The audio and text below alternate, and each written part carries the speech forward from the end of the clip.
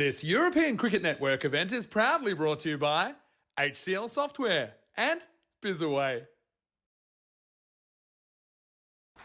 Hello everyone and welcome back to the ECN. It's Friday. Looking forward to this one. It's Thailand versus the Netherlands. The Netherlands got up over Thailand a few days earlier. The competition's heating up out here in Utrecht and it starts right now.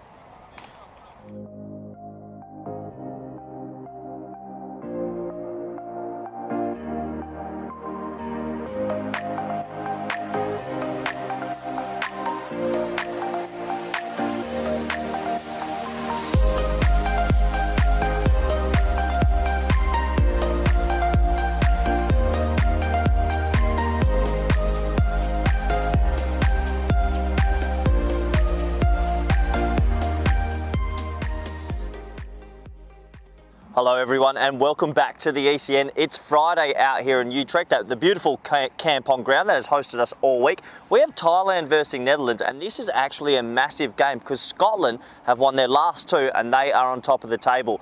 When these two teams met a little bit earlier in the week, the Dutch surprised Thailand by quite a bit. I think the Thailand team went in there thinking they're going to have an easy win and in the end the Dutch, the home nation, came back and fought really well. They've been led well by Iris Swilling, Ster Callis is back in the lineup, and Rabin Reich's been bowling fantastically. For Thailand, I love the left arm off spin of Purtawong. What a sensational cricketer, and Sudarang with her right arm in swing is one to look out for. It's Friday, so a loss here for one of these two teams makes it very difficult to win the tournament. Scotland, I'm sure they're having a nice day off and they'll be watching this game with both eyes wide open. It should be a fantastic game of cricket. I know we're in 3 countries live at once at the moment, but hopefully you're here to watch this women's T20 international event. But for now, let's get to the coin toss. Adrian van Dries is the match referee. Again, Netherlands home. Thailand is going to choose. Again, the same head, tails, head and tails. Ready? Head. Head's called. And there's a head. Okay. Thailand won the toss and it's going to bowl first. Have a good game. Enjoy. Enjoy. Thank you very much, Adrian and Van Dries, I should say. It's a little bit of a steady start as we welcome everybody back around the world here to Kampong. Looking forward to seeing this game. It should be fantastic, and we're getting to the crescendo of this little tournament out here in the Netherlands. It's been a really good week. I know a lot of people have enjoyed it. We've had great feedback, and well, we're going to be here again to see how this match pans out. No surprises, Thailand winning the toss, electing to have a bowl first. Let's have a look at the lineup, shall we? And well, 1 and 2 for Thailand. They'll be disappointed with that. They have had 2 consecutive losses out of coming out of the blocks really well. Meyer there is one to look out for me. Sensational with the bat, ball, and in the field. And for the Netherlands, we have to touch upon Ster Callis, a player of high pedigree, but I've been super impressed with Iris Swilling. And if you look at the fantasy points there, 180, that's no surprise to me. Can bowl, can bat, and exceptionally good in the field as well. So look out for her. And one of the more unsung sort of heroes, I think, in this Dutch team as well is probably Eva Lynch. I think very talented. Look out, 140 fantasy points there as well. So plenty going on, and great to have everyone back around the world, wherever you might be. We're almost set for this game. It should be fantastic, as you can see. Thailand pretty excited to be out there and looking forward to this. They'll want to come back and come back strongly. After Scotland beat them pretty comprehensively yesterday in the end. I was a little bit nervous for Scotland at the end of the game, I think, but it was pretty calm by the end of it, and they ended up winning by 6 wickets. Heather Seegers has made her way out to the middle, made 49 not out only a few days ago. She'll be joined by Ster Callis, and well, it looks like a little bit of a change for Thailand's plans here. We might be seeing a little bit of spin first up. I think that's Butcherthan's got the ball in hand, and it is. So I'm sure that the coaches would have gone back to the drawing board and said, this is what we need to do, and this is how we're going to make it work. Look at that outfield and the 2 boundary riders, as I can see from where I'm, deep long on and deep forward square leg. So we're almost set to go. Umpire says play. First ball on this match day on a cloudy Friday. And it's clipped away nicely. That'll be a couple of runs. And you know, the outfield's a bit quicker than yesterday, I can tell you that. We had a bit of rain overnight for the Scotland game. But pretty good there. 2 runs to start. Nice shot from Seegers. Always nice when you get off the mark on your first delivery.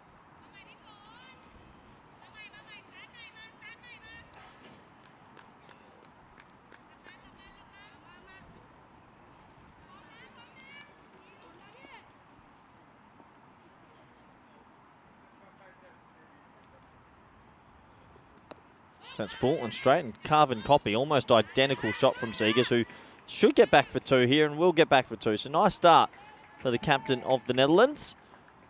There's 2 consecutive 2s. Good opportunity to welcome back everyone around the world, especially those in the subcontinent. I hope you're well out there. Good luck for your fantasy teams and Dream 11 teams and everybody else on YouTube and the YouTube chat. Hope you're well. Send in your messages, your questions, your queries. Always fun interacting with you. 3 countries at once for the ECN. Very exciting indeed.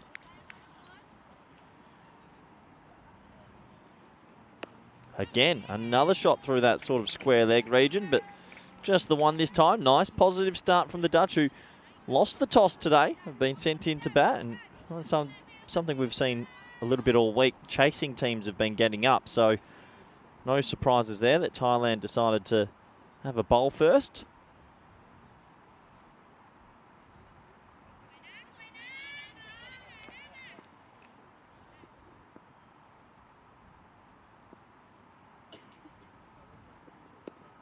It's a nice delivery, just outside the off stump to Stir. And good to see everyone in the chat. Doug from Scotland saying just wants to see a good game.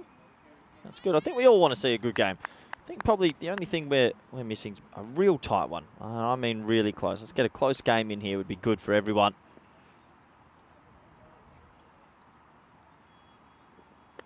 As that's cut beautifully from Sturcast, who gets off the mark. And, well, she'll double back for at least 2. They'll consider 3, but no.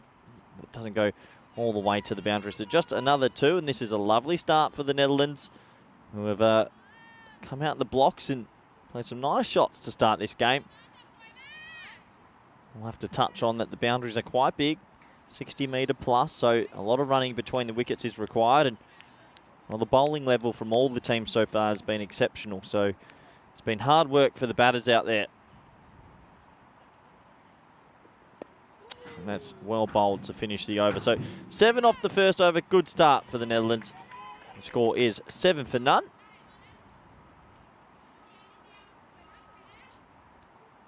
And as we have a look at the schedule today, and you might have heard me touch on, we are everywhere at the moment. Valletta Cup is going on in Malta. Vinny Sanders bringing us home there. Luxembourg, Switzerland this morning. Watched a little bit of that. Malta, Romania and Switzerland, France.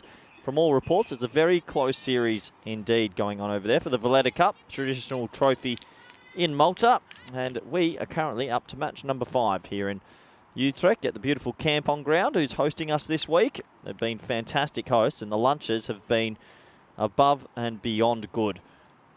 If you ever come to the Netherlands and want to play a game of cricket, I suggest you come play it here because you're going to get a good lunch.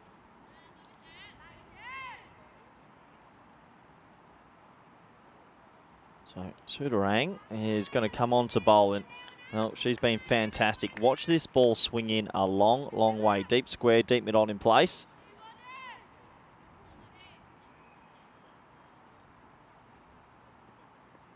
There it goes. Just the dot ball. So Seegers obviously faced a bit of the other day, and will have to be wary of that ball coming in late onto the stumps. Good to see Conrad Greenshields in the chat as well. Hope you're well, Conrad. Does a lot of good things for Portuguese cricket. So plenty of people watching all over the globe.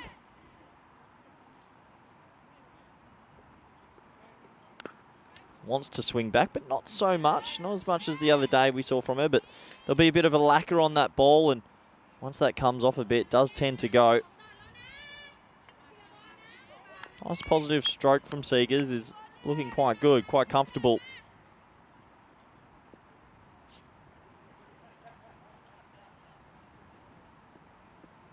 And that comes late, inside edge though, and also missing leg stump.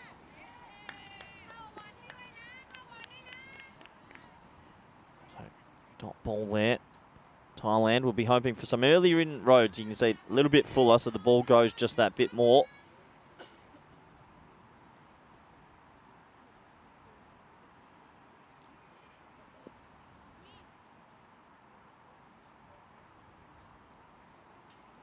Slight change to the fielder's slip is going to come out and jump into that ring on the offside. So Thailand thinking on their feet a little bit.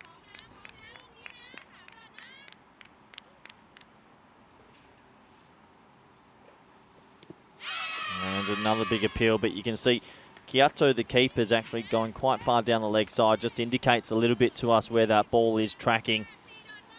Could have a maiden on our cards here, though. Sudarang did take 3 for 3 off 3.1 on match day 1 and won the honour of player of the match. A very dangerous bowler. Would like to see a bowl 3 in the power play while that ball is swinging, not just the 2.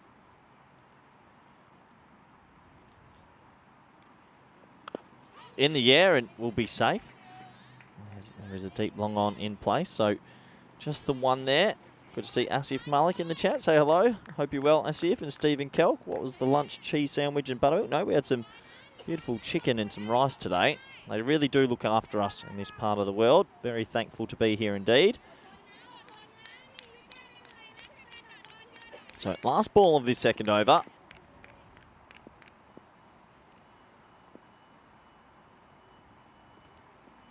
And swinging in, well placed from Callis, who just bunts it down the ground for a single. So, and his 2 overs complete. The score here, 9 for none.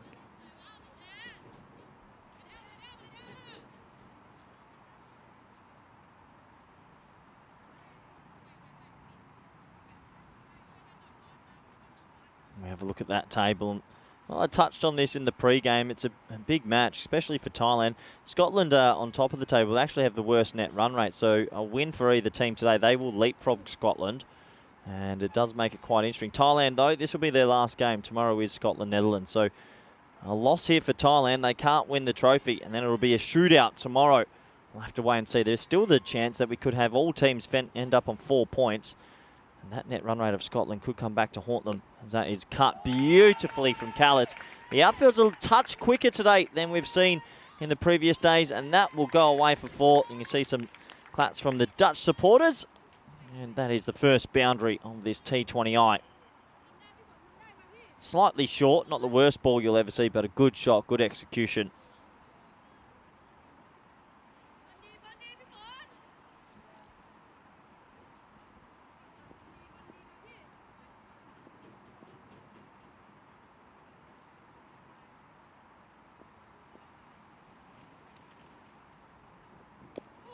It's a better line on Butchatham, who's on these little off spinners, and sometimes it's more of an arm ball that will swing away.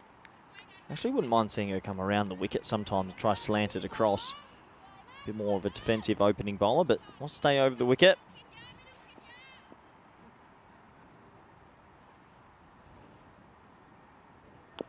As that is pushed straight to mid-wicket. So on the dot ball, Netherlands obviously losing the toss and being sent in. They'll be wanting anything above 120. Has been a bit more of a low-scoring series.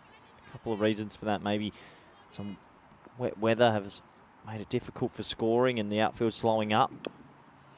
As once again, a little bunt straight and very good fielding. And that is something we've spoken about all week, actually. Thailand's fielding's remarkable. I love watching them in the warm-ups and how they go about it. But they are live wires in the field, and that's good fielding just to keep that to a dot. Look at that. That's great movement.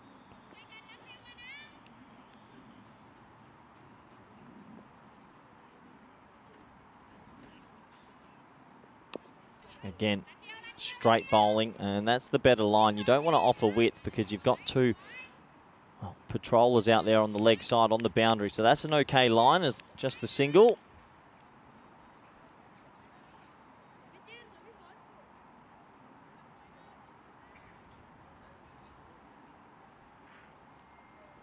Last ball of this third over.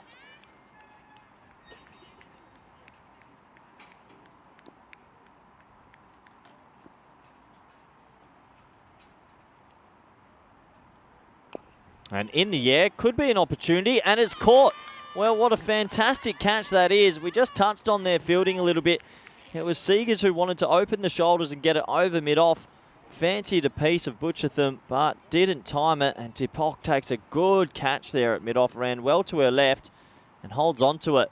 So the first one will go, and that will, well, make a bit of a steadier for Thailand, who won the toss, leg to the bowl. It was a foolish delivery. Probably was there to go, but just didn't get the timing and moved round well to her left and took a very safe catch.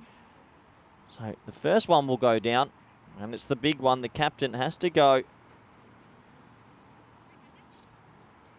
Netherlands 14 for 1. As Delata make her way out to the middle. I know a lot of people will always ask straight away, is there a relation between Babette Delata and Bus Delata? There are cousins. So, very good cricketing family here in the Netherlands. She won't be on strike because that was the last ball of the third over.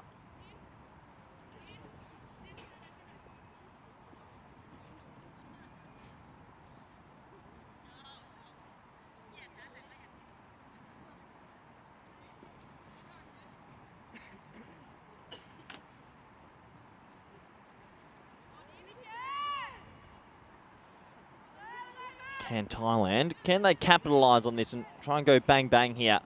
Callis is the big wicket, the big fish. Delata also very good player in her own right.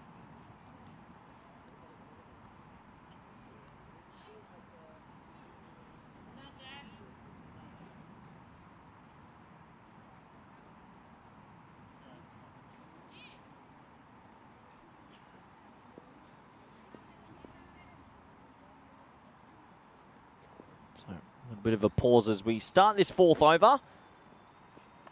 Well bowled. It's full and straight and on the block hole. So good start this by Thailand. After the first over went for 7. They just pegged it back in the last 13 deliveries of this game. They'll be looking to go bang bang here. They can remove Callis and Delata early. Try and get Willing out here early with the moving ball as well. They'll be very happy with their work.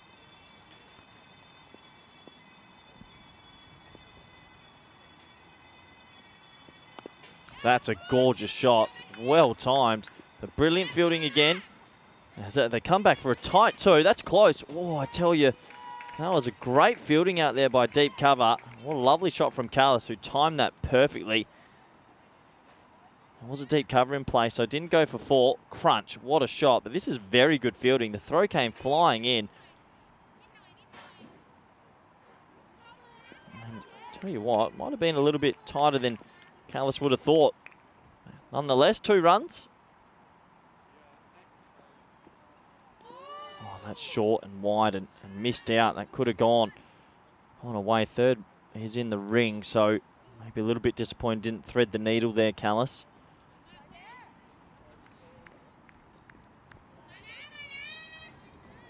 There's a bit of a muggy day out there. There's a lot of cloud cover, but still quite warm here in the Netherlands.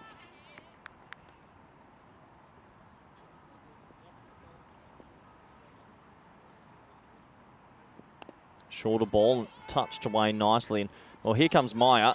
Must be one of the quickest fielders I've seen. Got a cannon of her arm. Look at that, right next to the stumps. Where? She's one of the better fielders you'll see. And looking forward to watching her bowl as well. Gets it through at a good pace. There she is. Batted pretty well the other day as well. So look out for her. Live wire out there. And I'm sure will come on to bowl pretty soon. Got a very nice action and gets it through at good pace.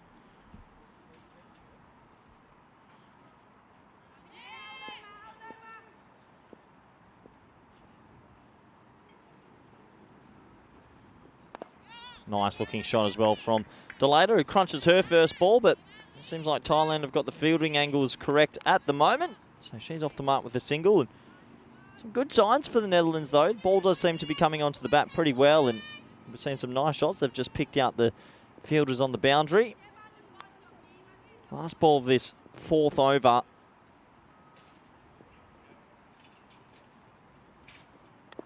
And just blocked into leg side. Oh, a bit of yes, no. Well, confusion. If she hits, this could be out. And she's hit. That's out. Oh, what a run out. And we touched on their fielding. Kyoto, the keeper, gets the big breakthrough with a run out, and the decision is made on field as we don't have the services of using technology for decision, so it has to be made on field, and that's a huge moment in this game. Have a look. It was yes, no, maybe, wasn't it? dropped into the leg side. Callis went, Delata went. Good pickup from the keeper to get there quickly and just gets the stumps.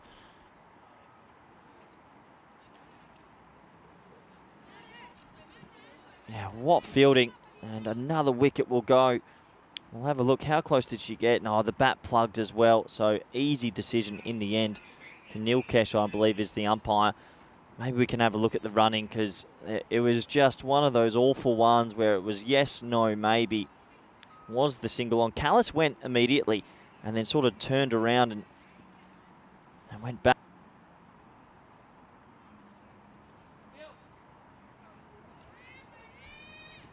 And Kyoto was alive to it, alert to it, and got there very quickly, did the keeper. Credit to her. So another wicket will go, and what a dream start this is for Thailand. Now you win the toss and elect to bowl first, and you get a run out. It's an absolute bonus, especially of Delata, who's a talented player. So that will be 18 for 2 after 4, and it's Maya time. Here we go. This is quite good. Watching some right arm quick, bowling some decent pace and some outswing. And they're going to be aggressive here. They're going to keep a slip in and a gully. So Thailand want to try and capitalise here, and you can understand why. That run out of the last ball does mean Reich is actually on strike, because Delata was run out at the striker's end now. So big moment. Can the Netherlands come back? Well bowled. Well bowled, and it's the first time you've tuned in this week. I do mean it when I say Maya's got some pace. Might not be the tallest fast bowler you'll ever see, but really does get it through, and you can understand why they've kept a slip and a gully in. There's a deep cover and a deep square, so they're not worried if it edges and flies away for 4.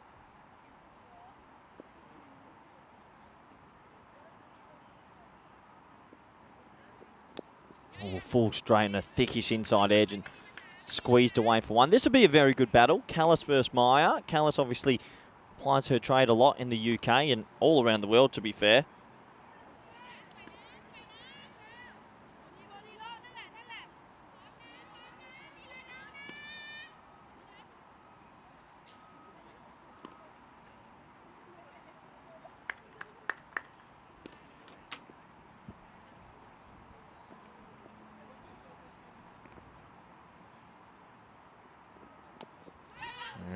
Just takes that around the corner. I think there was a thick inside edge onto the pad. I'll have to see if it is given leg byes, but no, just the one. I did thought I heard 2 noises, so single there.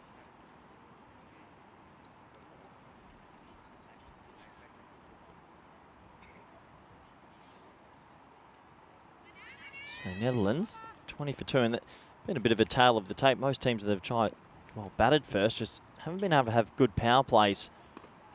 And Maya gets that length right, and not a bad line there, but I'll give Reich some credit. I think she played inside that one. Wasn't a play and miss, just letting that run past her. But yeah, it does feel like it's been the tail of the tape this week. The power plays have been lacking, and early wickets always hurt that. Wouldn't be surprised if you see the very dangerous Pudawong as well come into the attack shortly.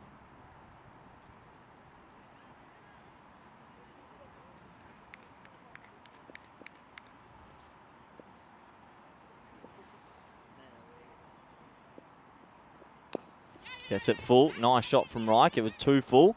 And gets it away for 1. There's that sharp fielding again. And Thailand look on today. Give them some credit in the field. They're moving well. There's a lot of energy out there. They'll be super disappointed. They've lost 2 on the bounce. And they're a very good team. They're ranked number 11 in the world for a reason. So expect them to come back strongly here.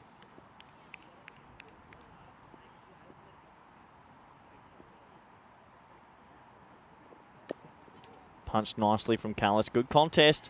It's just going to be the one for Callis to finish the 5th over. Nice start from Maya. And it's all the 2s. Richie Benno. 22 for 2 after 5. These are our upcoming events. And, well, plenty of action. If you like ECN and you like cricket, then you've probably come to the right place. We're currently in Hungary, Netherlands and Malta at the moment. We're off to the Czech Republic after that from the 17th of July to the 30th. We've also got a night event going on in Portugal. So that will mean, while those 2 competitions go at the same time, 7 live games a day. Absolute chaos. And then Switzerland, and then we've got the Continental Cup Women's as well. That's back in Romania. So more cricket action. And I tell you right now, after the 6th of August, we keep going. We don't stop all the way to Cartamania, which I'm sure we'll talk on a little bit about later. And I think this is a good decision. Maybe they listened to me on air the other. I always thought Sudarang should bowl 3 at the top. Some games she's only bowled 2, but I think while that ball is swinging, back her in and give her the 3rd in the power play. And what do I know? Because that is carted over the top. 1, 2, thanks for coming. What a nice shot from Callis, who has a lot of responsibility on her shoulders this innings. That's 4 runs. Over pitch, looking for that swing, and what a lovely swing of the bat. Almost like a golfer's swing. Just bang in the slot, and there you go. 4 valuable runs for the Dutch. And it was, in fact, 3 bounces for 4. Thailand, they'll be feeling, if they get Callis now, they go very close to really pulling away in this game. We know how dangerous she can be.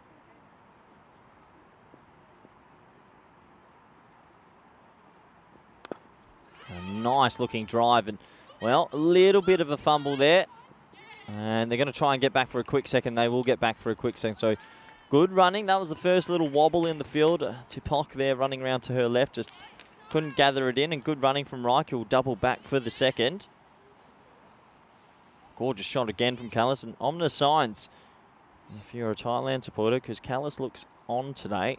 Since the moment she's walked out, hasn't really played a false shot. Looking very calm at the crease, 19 off 18.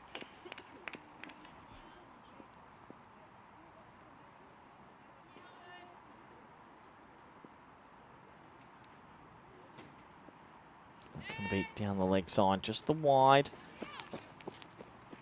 Yeah, Callis does look good. Pretty big moments early on in this game. They'll feel if they do get her out that they're into some other players that maybe don't have that as high a pedigree.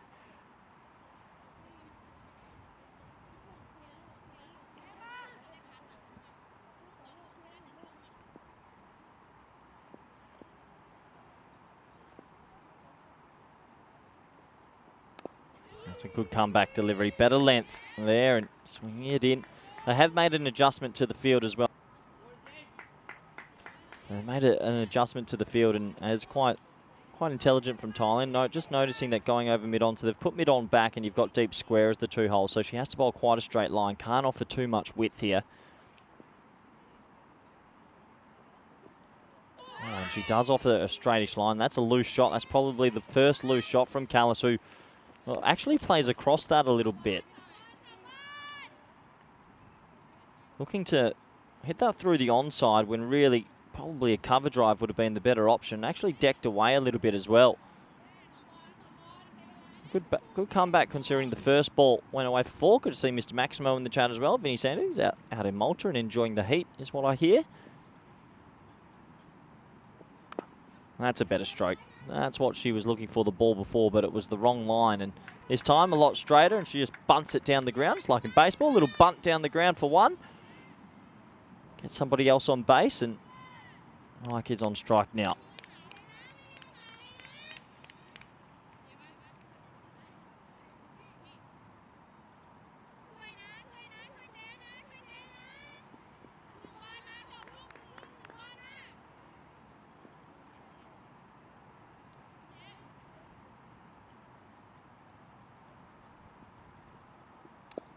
Full and straight and right. Bit of yes, no again. Callis was thinking about the single, and they'll settle for the dot. So the power play is complete. 6 overs bowled in this one.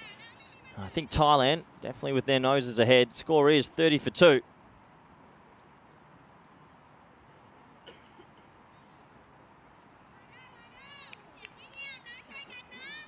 So it might be time for more spin. We'll have to see, or will they stick with Maya? No, they'll definitely stick with Maya. What am I saying? She's only bowled the 1 over. I think we'll see Pudawong probably come on from the clubhouse end, the Kampong end. Looking forward to watching her. Very dangerous and a really good tournament so far. The power play complete. Do expect the field to spread somewhat. A little bit more than in the power play. Fielding regulations. Have to have 5 in the ring.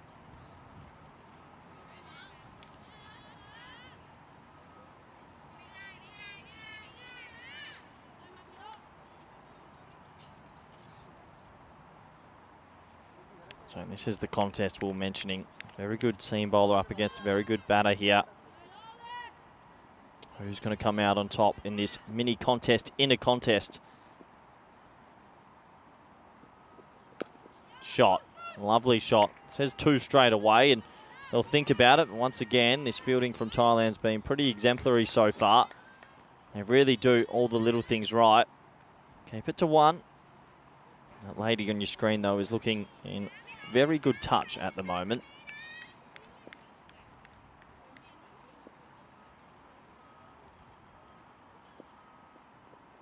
Oh, what a seed from Maya. Well, we've talked a lot about this pocket rocket of a bowler. Gets an absolute jaffer in the right spot, and Reich has to go. Looked like it left her just a little bit and hits the top of off stump. What a ball. We've seen some fantastic deliveries this tournament. This one is right up there as well. She comes on that little angle in. It's coming in, pitches on off, and just leaves her a little bit. That is a nurry. What a ball from Maya, and the 3rd wicket will go down. I'm sure that it's going to hit our social media and highlights reels, because that's a corker. It's one of the best balls we've seen all week. Zwilling did one yesterday, and she's now coming out to the crease. Got to face this dangerous bowler from Thailand.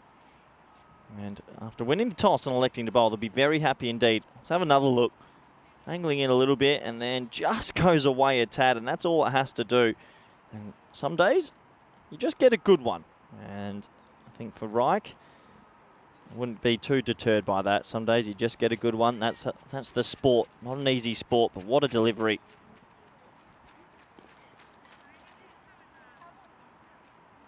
So Zwilling comes out, and Zwilling, we've talked about her all-round game with the bat, the ball, and in the field. The bowling and the fielding's been the top of the shelf. Batting's shown glimpses.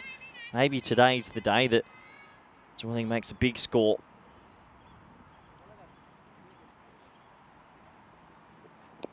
And first ball, nice shot, clips it through backward square. They yell out 2 and have to settle for the 1 again. You have to be very careful with Thailand. They've got some sensational throwing arms as well.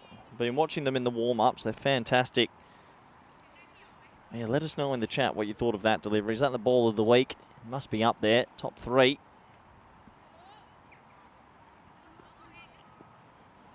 A lovely mechanical action, top of her mark. Good steady build-up. And Callis opens the shoulders, and what a response that is.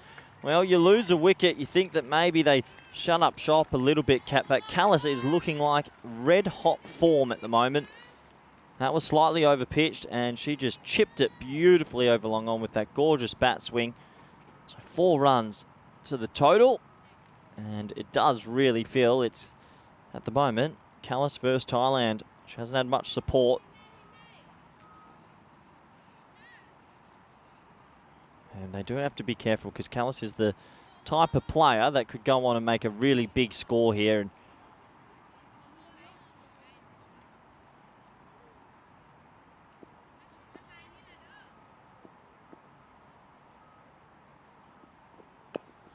another nice shot, and this time straight to cover as the throw comes in, and well, clock's swilling a little bit as a big apology comes. I'm sure that was a pure accident, just having a throw at the stumps.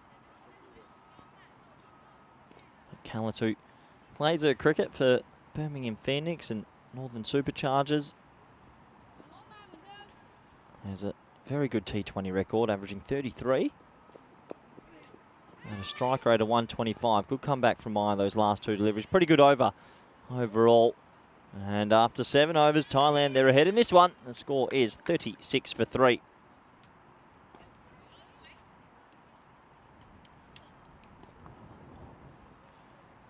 You can see they've tried their best to get out the blocks. It started positively, but those red dots have come early.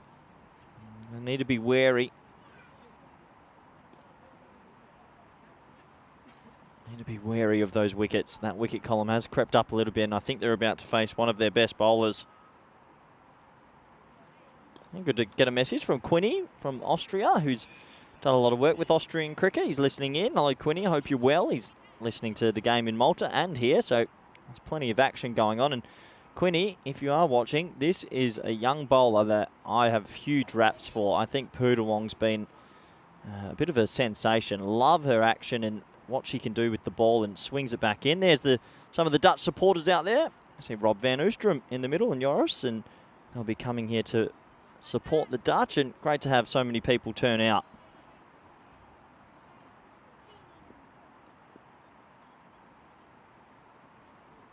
So here comes this very dangerous bowler. I'm going to tell you about her T20I record after this first delivery. Oh, bit of pop this time. So starts with the regular left arm off spinner. 34 T20Is and 31 innings. 39 wickets at an average of 13 and an economy of 4. Just sensational. Has a best of 6 for 6 in the 50 over game and a best of 4 for 3 in the T20 games. And it's just very talented. But that's a lovely response from Zwilling, who chops down on one really late. They'll be thinking 3. Here comes the throw, and they'll just get back for 2 in the end. It's a pretty good arm from that distance again. That's a nice shot. That's why you play it late and gets it past backward point, and that means the slip goes out immediately. I dare say the next one might not be as flighted. Wouldn't be surprised if we see this little arm ball that's now going to swing in. Yeah, we do, and there's a bit of a gate there, and Poodawong will start going about her work. Very talented.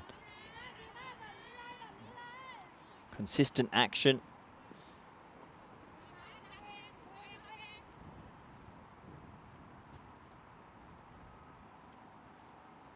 And that time, down the leg side. It's one of the very first balls we've seen all tournament that lost a little bit of control, and that one sliding down the leg side.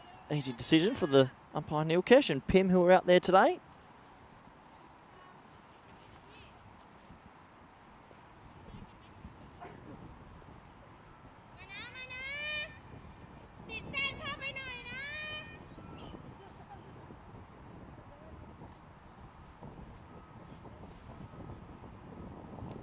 Oh, that again swinging in, and a slight inside edge. Well, that would have been plump. That inside edge from Zwilling's going to save her this time. This was the one that swings in, angling in, and oof. If there's no inside edge there, that is absolutely plump.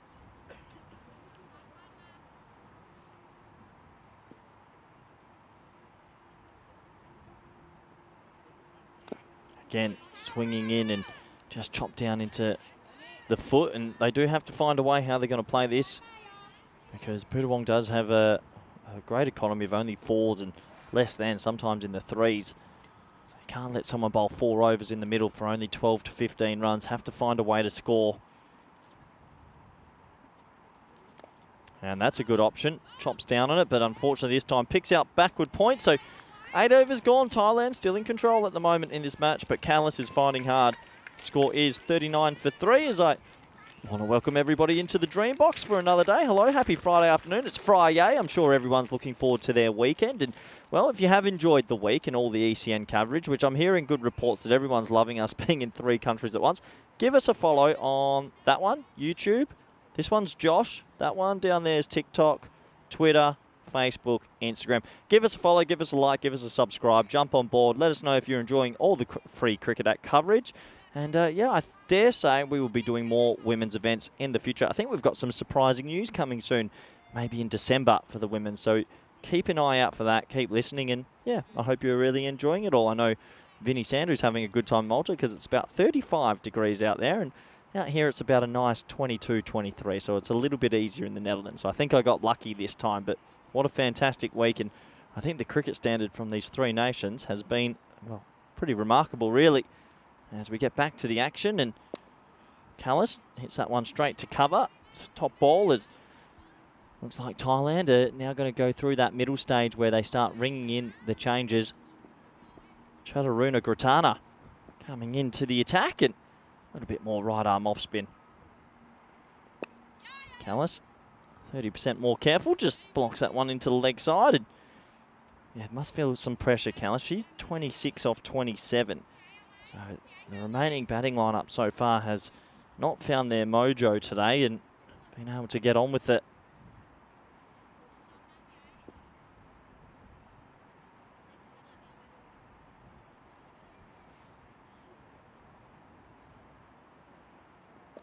Oh, bold. Well, it's a foolish delivery, and it gets through the gate, I believe. Or did she? Yeah, that's the leg stump that's been disturbed. So I reckon a little bit of purchase here. It must have spun through the gate. It's always a little bit more difficult to tell when we've got the reverse camera, but we'll slow it down and we'll have a look. Zwilling played around it. And a big wicket. Let's have a look here. Comes in, pitches, and with the leg bail going off, that has to have turned in a bit. Yeah, I reckon so. Good delivery. And leg stump gets pegged back, and that's spun. That has definitely spun a bit. So a big wicket, as Zwilling, we know, times the ball really well. And Thailand are responding big here. Overdyke walks in, and someone has to support Callis. Full straight, little bit of spin, and yeah, well bowled. There's Chris Shinkle in the chat, says, Corey, what happened to Peacock Friday? Well, that's only for T10s. That's only for the fun, and so if this is serious. This is serious business, this women's T20Is. These ladies have worked extremely hard, and no, Peacock shirts are only for the fun of T10. T20, this is the real stuff. Got to be dressed professionally, Chris, but thank you for noticing. Overnight comes out and has looked good at patches in this tournament. Bats a little bit lower in the lineup. And right now has one job and one job only, to get off strike and keep facilitating Callis as much as possible.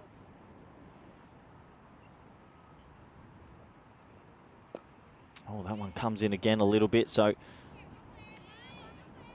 what a nice start this is by Chaturun Gurtana. Really good indeed.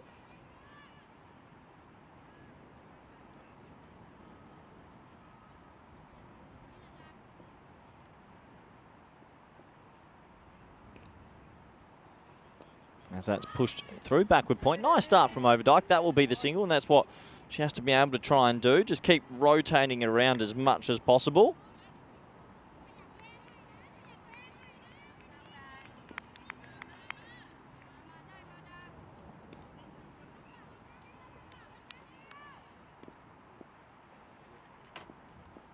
Last ball of this 9th over. Callis will be looking for a single, you'd imagine. And finds it. Good batting. Just pops that into the offside. So we'll keep the strike. And 9 overs gone here. Netherlands struggling a bit. They are 42 for 4.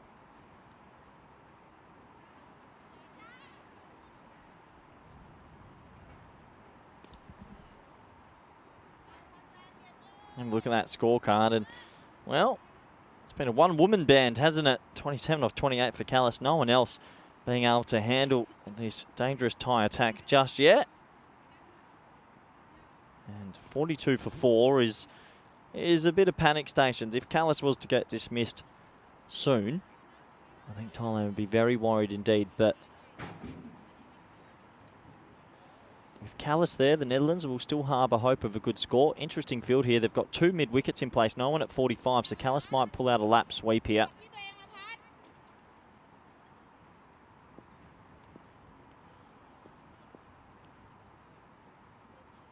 A little bit short on. Well played, just rides the bounce this time, and well, that's a really good touch from Callis, who's going to get 2 runs for her trouble. They don't seem to ever want to put 2 fielders behind point, do Thailand, so if you can run it late, you'll always get good value. Have a look at this field. You've got 2 very sort of straight mid-wickets, and there's no 45 in place, and that backward point's actually quite square as well, so if you can get the ball behind yourself here, you're getting 2 every time.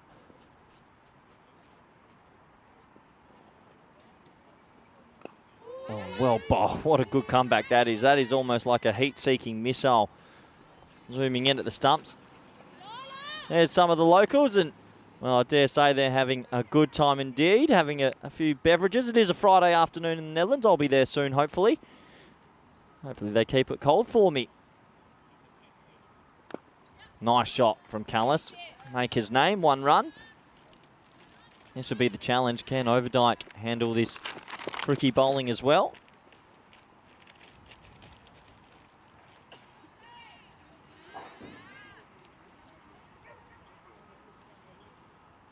As mid-off comes into the ring for the new batter out at the crease. Good captaincy. Like Chawai's captaincy. Quite aggressive at all times. Once again, trying to get that heat-seeking in-swinger onto the stumps, but that one starting too straight, going down the leg. You see how hard it is to play. Sort of slides on, pitches and actually gains a little bit of pace, if anything.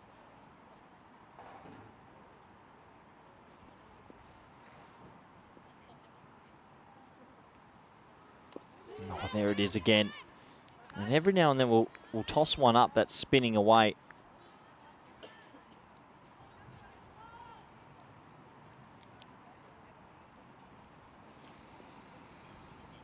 So last ball of the 10th. Again, well bowled, full straight, bunted into the ground. That wasn't a caught and bowl chance. So 10 overs gone in this one. Thailand still in control, but they're fighting against Callis, who's 30 off 31, and the score is 45 for 4.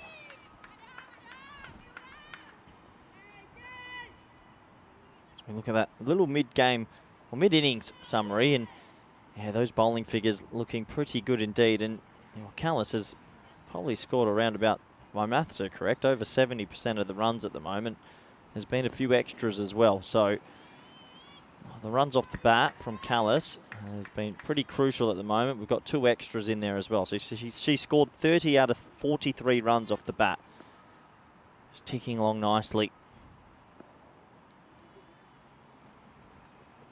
Oh, and that's gorgeous bang. This was what I'm talking about. If you can get the ball behind yourself and get this nice little touch, you usually get 2. It's good fielding, but they will get back for 2. And Callis has looked $1 million since she's walked out to the crease. Hasn't put a foot wrong at the moment and is now starting to manipulate the field quite well.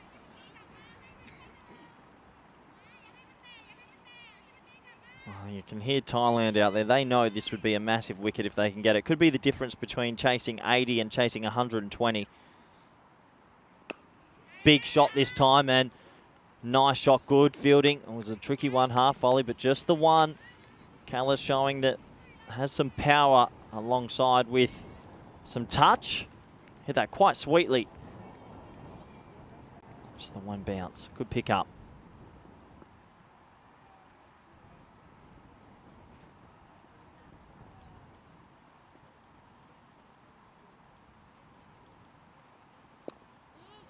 Another dot ball, and Overdyke just a little bit stuck at the moment. 1 off 6.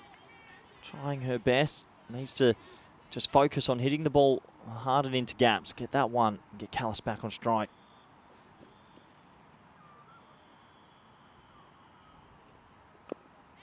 As that is blocked again, and it's easier said than done with bowlers bowling so straight, and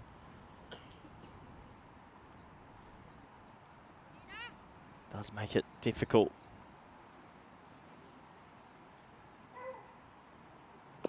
Good aggressive batting, and oh wow, a little bit of off the foot near the stump. That would have been interesting. I'm sure Callis was paying attention. Let's have a look. It flew back off the boot and tight. I think she would have been home though.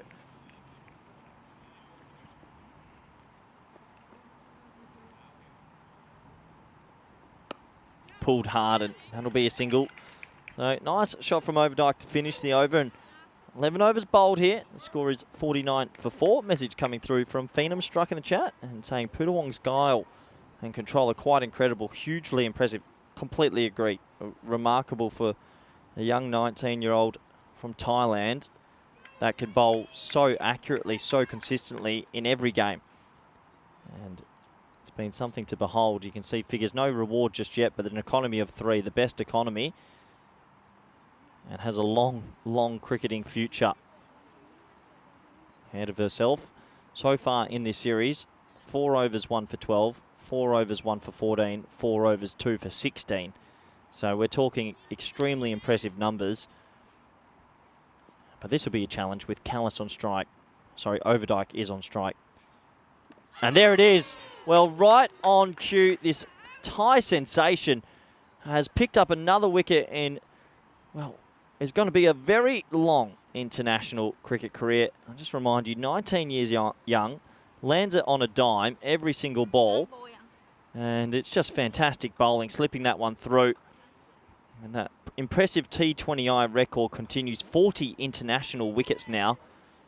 at an average of 13. This one, angling in, it skids on, clips the pad on the way through. Keep an eye out for this young lady. Extremely good. Just sneaking through, clips the pad, and yep, thanks for coming. So another wicket will go. And I like this captaincy from Chai Wei. Instead of taking her out the tack, kept her on for a third. I love that. Let them keep their rhythm. And it's Lynch's turn to try and find a way to score.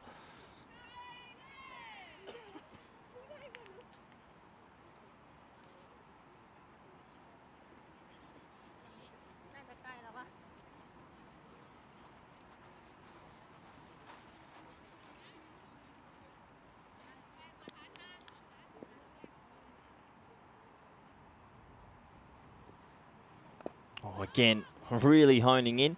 Interesting little fact about Poodarongs. I'm doing a little bit of digging on Google as well.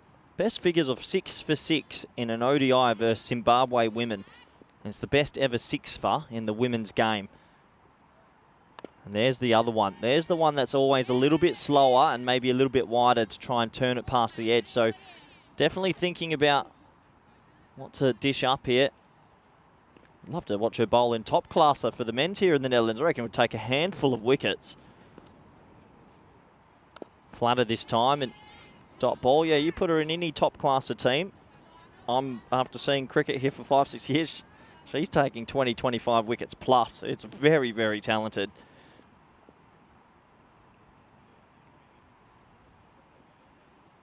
There's the slower one again, and well driven, and they'll get through for a quick single. So good running from Lynch, who's had a pretty good tournament with the ball and handy with the bat.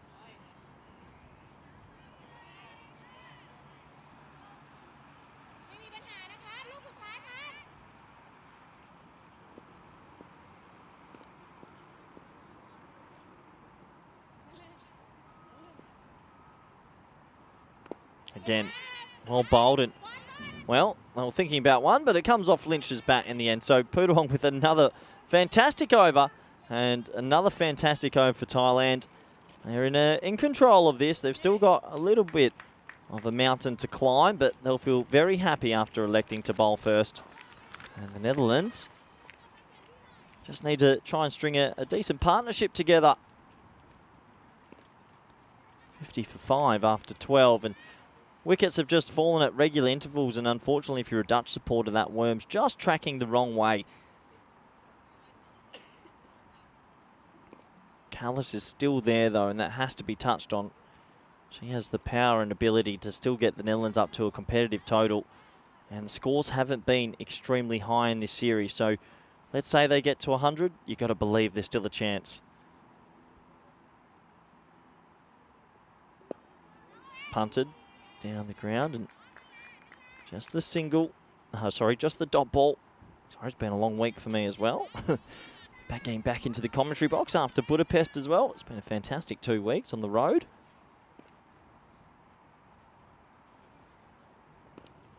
Bowled. Another wicket goes, and well, the spin is working a treat here. They're keeping it full and straight and just asking the right questions. Chaturun Gratana has picked up her second, and is getting a little bit of purchase. Lynch, I think, thought, you know what, I don't want to hang around. I want to try and take this game on, and unfortunately, it just spins through the gate again, and that's a loose shot. I think Lynch will go back to the drawing board and will realise that was a little bit too loose. And you can see the disappointment on Callis's face as well, who is just dying to get the strike back. And another wicket goes, and Thailand racing away currently with this. Very good bowling.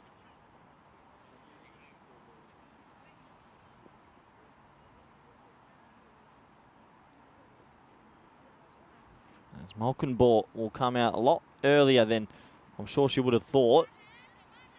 And I'm sure Callis there just doing a little bit of coaching out in the middle, which is, when you've got a senior player, there's nothing wrong with that. Probably a couple of words of advice and saying, please just hang around with me, get me on strike as much as you can, because if they can get Callis on strike for majority of the last deliveries, what do we have? 7 overs after this is a lot. If Callis can face 30 out of 7, yeah, you never know. You can still hit a good score. As that's respectfully played and defended back to the bowler. But Thailand, this has been the response you'd expect to see from such a good team after 2 consecutive losses.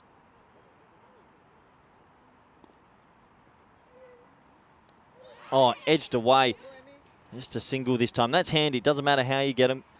Got to get Callis back on strike. Question will be, going through Callis's mind, that does she feel confident enough to just keep working the ones, or does she start to take educated gambles? Maybe she could shuffle across her stumps here and sweep, or try and find a few more boundaries. That's what she'll be thinking about now. Well, low full toss and crunches that down the ground just for the single. Lovely noise off that Kookaburra bat she's using. Another very effective over this for Thailand. They'll be the happier of the two teams by a long way now. They'll be hoping to bowl them out potentially around the Grady 80s. And last ball of the over is well respected. So another sensational over for Thailand. 13 overs gone in this one. It's 52 for 6.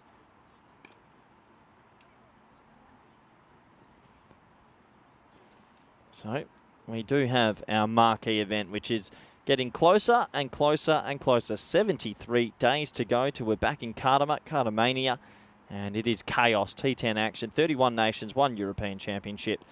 England 11 at the first year. The Netherlands won it last year. Who's going to win it this year? Will we see a new champion? We'll find out. And I'm very excited indeed to get back to Spain. Some good culture over there, good food, and some fantastic cricket. So 73 days, make sure you're tuning in. We'll be live on plenty of network partners around the world, not just YouTube. So hopefully you can all tune in. As it looks like a bowling change here. Would have been tempted to go again with Pooter Wong, only because she was bowling so well, but we will see a change, and I think Callis might try and take this on a little bit. It's going to be Cam Tromfu, who will come into the attack now.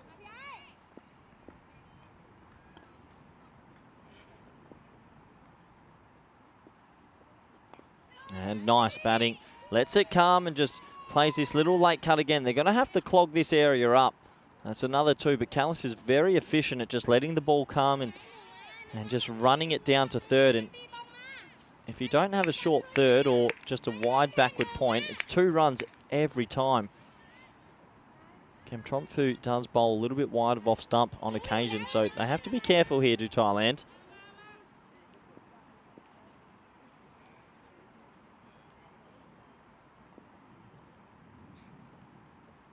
That's a better line, but once again, look at that batting. Just letting it come the whole way and running it down to this vacant spot. So, nice start to the over for the Dutch. That's 3 off 2. Malcolm Bohr, I know, has been there for only 3 deliveries, but has a bit of responsibility here to be able to get singles.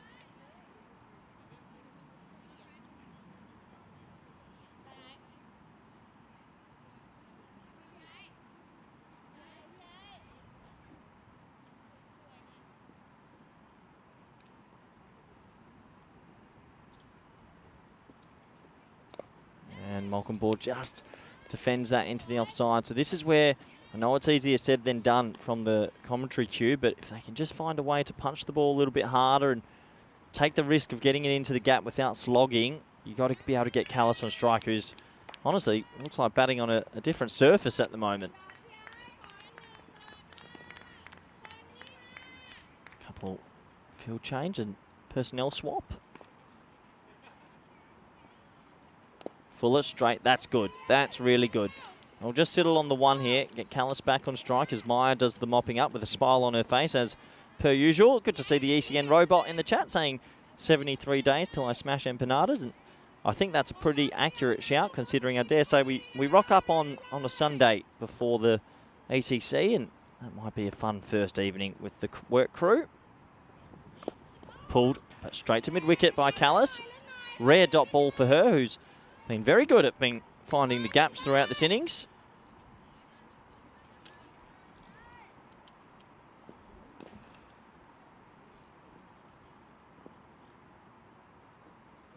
And gets inventive this time. A little bit of a scoop. Love a scoop shot.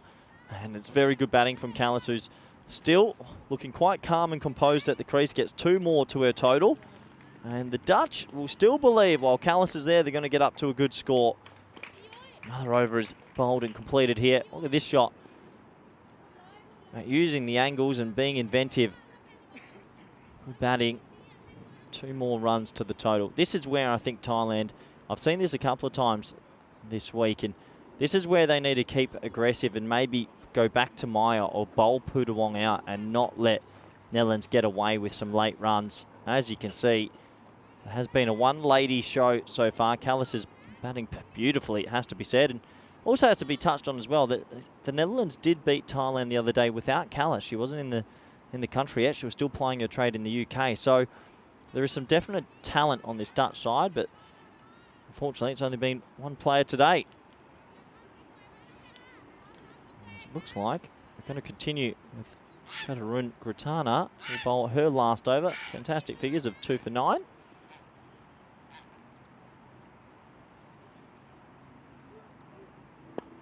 So that's punched straight back to her. And yeah, very impressive figures. Has kept it full and straight and really hasn't done anything wrong at all.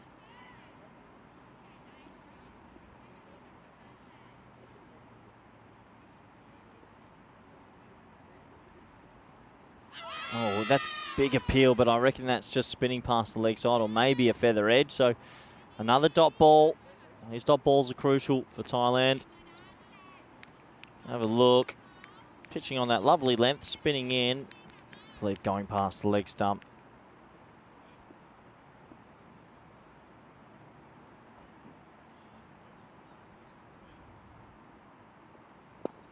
Hit well, but straight to the fielder, and 3 dot balls to start this over. And well, I do reckon that the Netherlands are costing themselves some runs here. Got to get that lady on strike no matter what.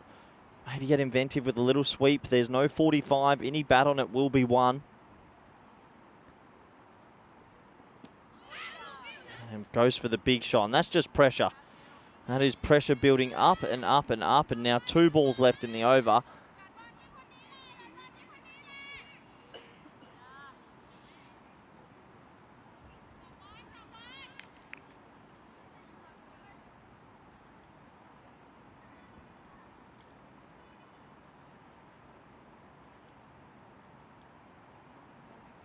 So that's hit back again, and well, hit and run, goes for a single, and oh, would have been run out, I reckon. Misses the stumps. They'll get through for a 1, and that gives Callis 1 ball to work with, and I wonder if she's going to look to hit a boundary here or just try and get the strike back. It's a bit better from Malcolmboru, who hit it and just went straight away. I reckon it would have been tight with the direct hit. In fact, I think it would have been out.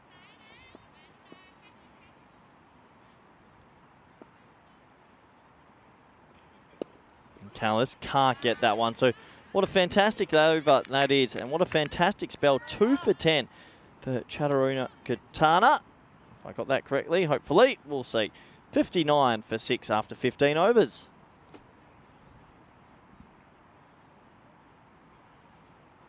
What's the 30 balls left? What's the best case scenario? From what we've seen, it's been difficult to score. As you can see, the breaks have been applied throughout the inning. 6 bowlers have used, so that means the captain will have options at this back end of who to bowl. That 1 over from Kem Chomfu actually means that you can have your 5 senior bowlers. 1 will only bowl 3. It does give you more flexibility, so good captaincy to sneak 1 in there. I think best case scenario from what we've seen is maybe 35 off the 30 balls. I know that goes against what we've seen, but I think with Callis out there, you can't discredit that. If they can get to 95, try and bowl extremely well, then you never know. But it's going to be a new bowler, actually. It looks like Tiphok's going to come into the attack. So this is a little bit of a surprise, considering there is overs still remaining for more senior bowlers. Let's have a look what she has to offer. Down the leg side, that'll be a wide start. So it looks like a little bit more right arm off spin. Yeah, interesting. I think they could have gone back to a spearhead, but the captain's obviously got a different feeling. So that's well hit, but straight to this very straight mid-wicket mid-on. Good fielding. Cannoned into the stumps again. Fantastic in the field from Thailand.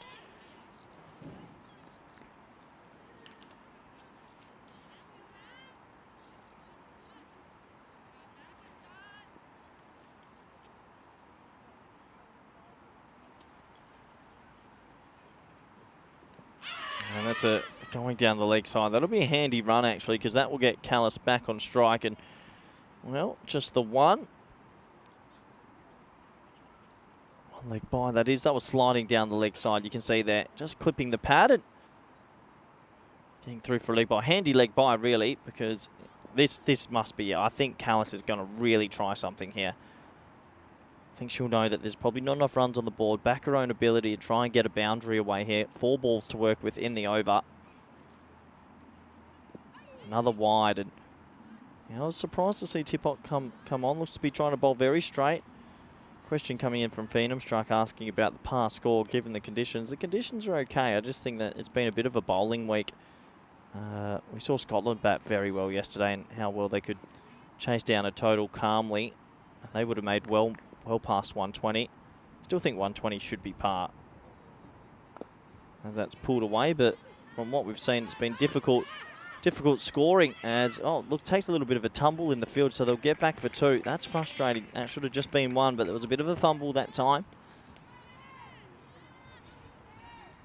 But yeah, it's tough to tell. So it's just been a bit more of a bowling week. This was that little bit of a fall fumble as well gathered, but lost the footing at the wrong time, so they were able to double back for 2. Still a big smile on the face though.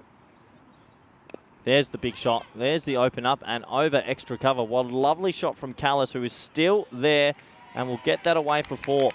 So beautiful batting and 4 more handy runs to the toe as the Dutch supporters are ecstatic and getting out of their chairs massively for that boundary. It was full, opens the hands and 4 runs. For me, Thailand definitely should have gone back to Putawong or Maya here. Don't let a good player get away from you. Give her easy runs because they could still get up to a decent total. Short, that should go away. It will go away.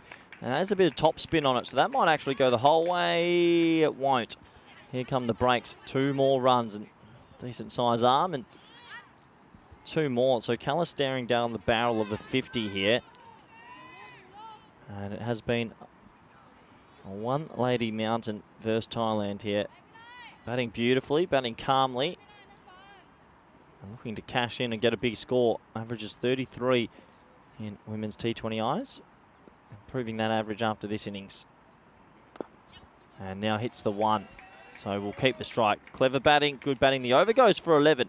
They desperately needed that. And Thailand will be disappointed to maybe let off a little bit of pressure. 16 overs gone. The score is 71 for 6.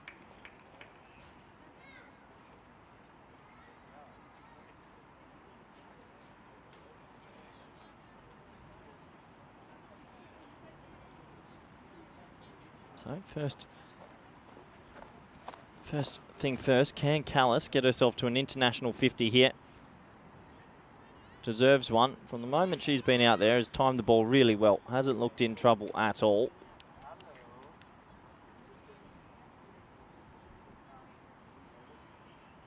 And 48 out of possible 71 runs is quite a high percentage. You don't often see that either.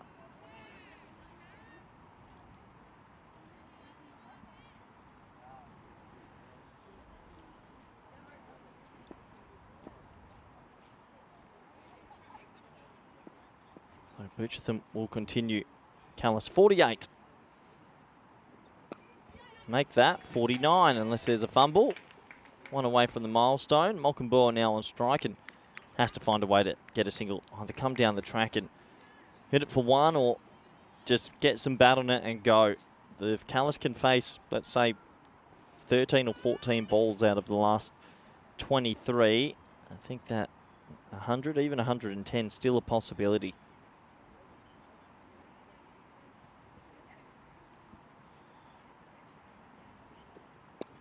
And that's good batting. Well done.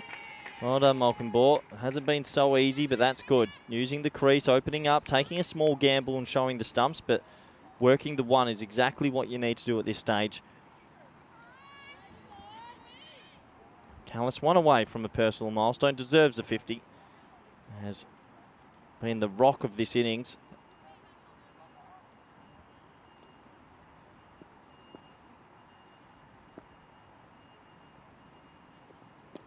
And won't get it there, just chopped down into the offside. So still 1 away from a personal milestone. It's going to be a quick 50 as well, if she does get there. Heather Seegers had the top score in the week for the Dutch of 49 not out. Callis needs one more to surpass that as well.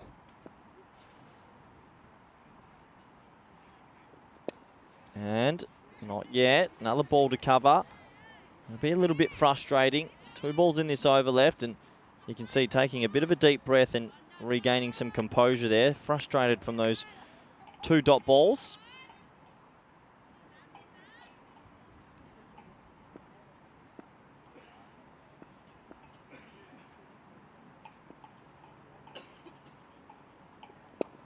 Hit hard. Oh, would have been a fantastic catch.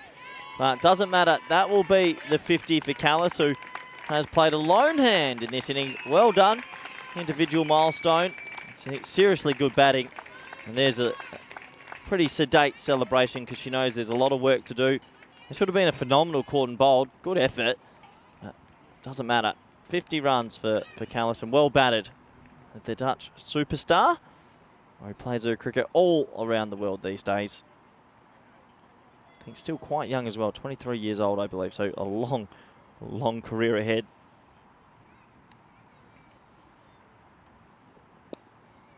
Last ball the over, and well defended from Malcolm Bohr. So that will take us to the end of 17 overs. We've only got 18 balls left in this very first innings, and Netherlands, they've trickled their way to 74 for 6.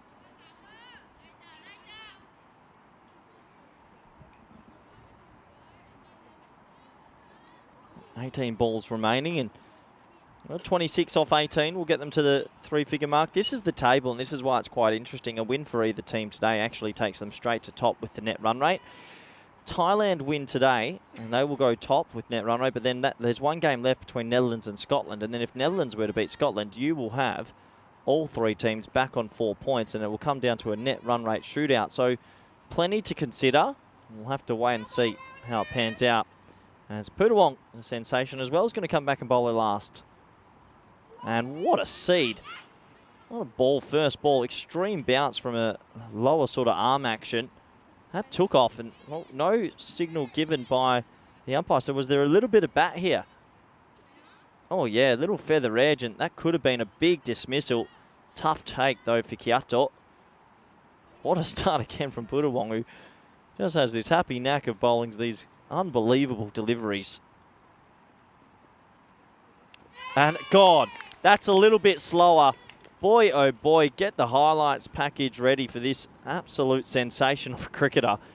Big smile on the face, and you can understand why. That was a little bit slower through the air, and completely did Malcolm Bohr. Rattles the middle stump, and another wicket will go down here. That's more a bit of an off spinner that time instead of just angling in. Almost reminds me of Ravinda Jadeja, just always on the same spot, doesn't miss. And hits the stumps perfectly. So another wicket for Thailand, and that'll keep them happy as it keeps Callis off strike.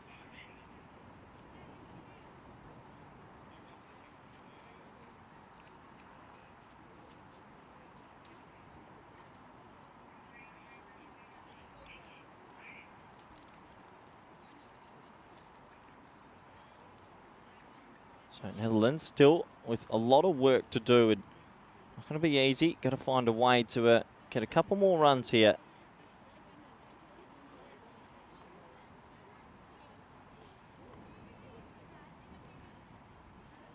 And so it looks like this is going to be Mickey's Willing. First time we've seen her in the series, so good luck.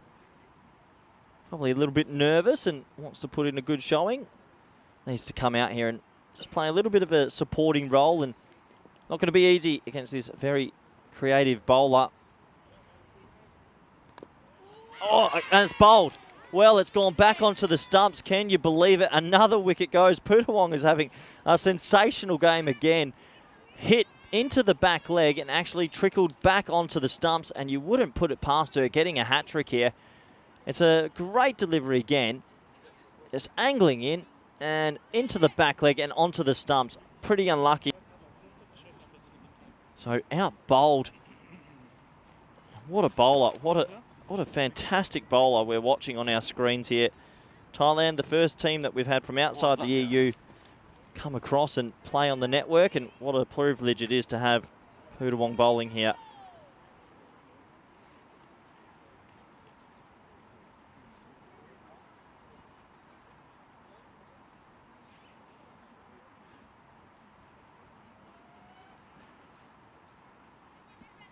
So another wicket goes, and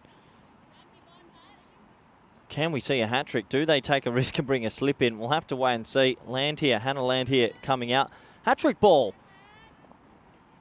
And big opportunity. If we can get it full and straight, a little bit of tail in. I don't think we'll see the off spinner. I think this is going to come straight back into the stumps on a good length. Hat-trick ball, here we go. Oh, gets the hat-trick. Congratulations. What a sensational bowler this young woman is, and Pudawong picks up her 4th. It's a hat-trick, all 3 going on to clatter the stumps, and big round of applause coming in from all the supporters around the ground at Kampong here today. We said there was a big chance if she got it full and straight, and she doesn't miss the stumps. Look at this, here comes that little arm ball, angling in. Thanks for coming. So that's an international T20I hat-trick. And I wouldn't be surprised if she goes 4 from 4 here. Fantastic bowling.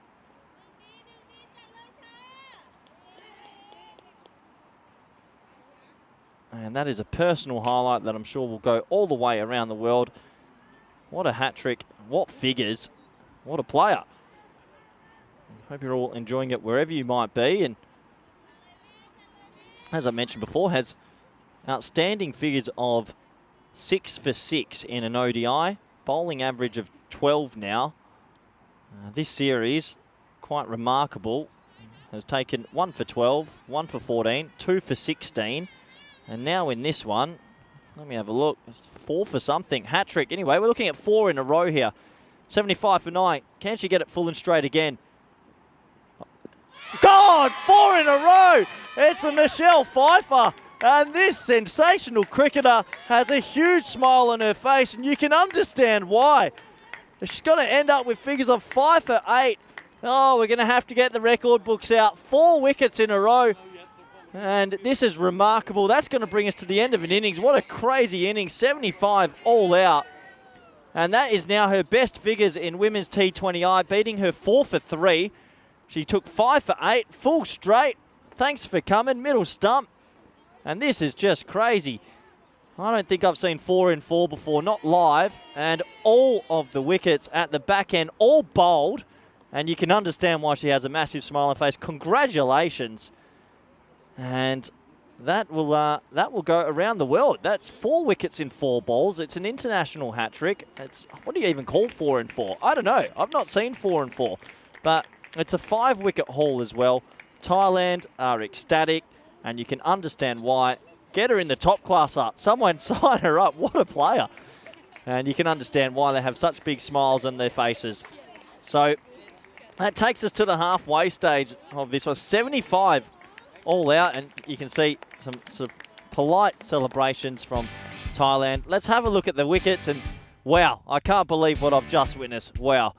Thailand, they won the toss. They elected to bowl first. It was a interesting call, but it paid off straight away as Seegers was out caught, and what a fantastic catch that was.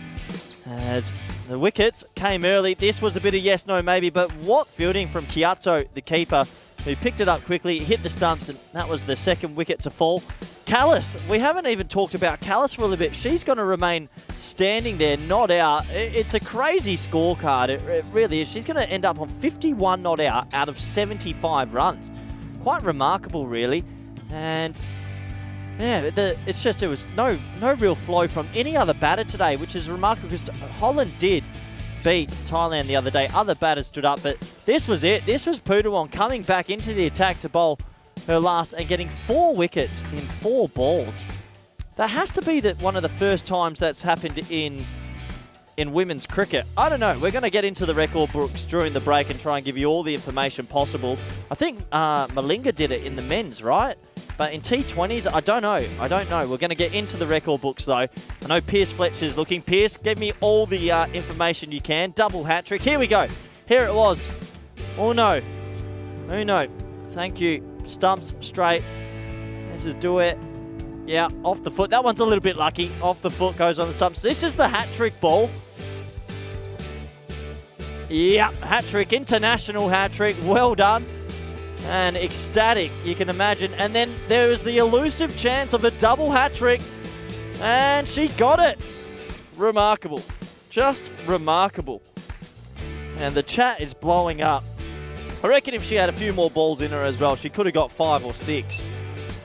So, a huge, crazy finish to that innings. Pootawong, 5 for 8. The records are tumbling here in the Netherlands. 51 not out for Callis. That must be one of the highest percentage innings as well. Out of 70 runs of the bat, she made 51. So, yeah, that's pretty impressive. You got a feel for Callis, who batted fantastically the whole time. But this is all about the bowling, and I can't believe what I've seen. But we have witnessed a little bit of greatness here in the Netherlands. As we look at the figures are fantastic for a lot of them. Chaturagratana, 2 for 10, 1 for 15 for Butchatham. But the lady on your screen is Pootawong, 5 for 8. 5 for 8 with a quaddie. Remarkable. Look at the bottom of your screen, 75, 75, 75, 75. So Thailand, they'll go into the break definitely the happier of the two. Bowling Netherlands out for 75 with 2.1 overs remaining. I'll be back in 10 minutes. I'll try to get as many records up that have been broken as possible, and we'll be back for the run chase very shortly. Bye for now.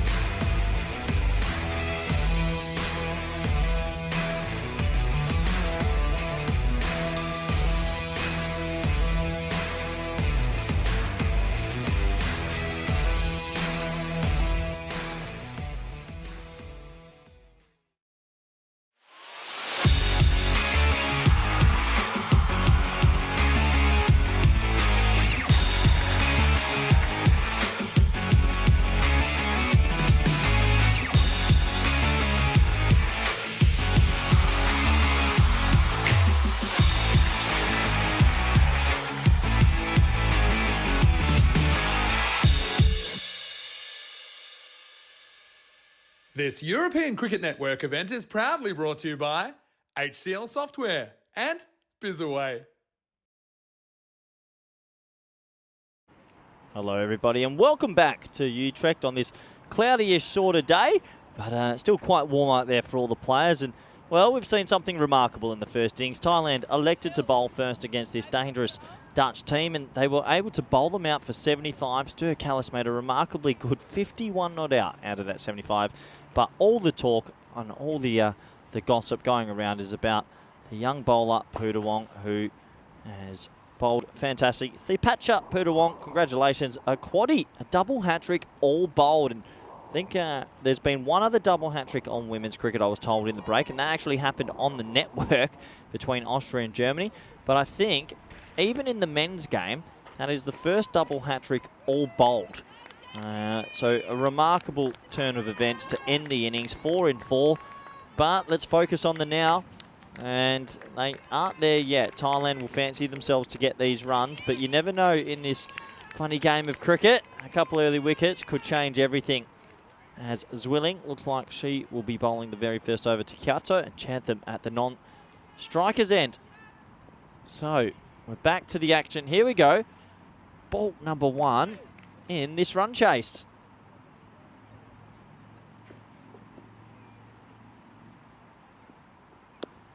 As it's blocked into the leg side and for just the single to start. So yeah, a lot going on at the end of that very first innings. And I can see the chat all jumping in. Some people suggesting we should have a different name. I like Maya Patel's call, saying it should be a quad trick. I like that. Hat trick, quad trick, but yeah, 4 in 4 is a double hat trick. And I've never seen one live, so that was a pretty exciting little moment. As it looks like slip in place, and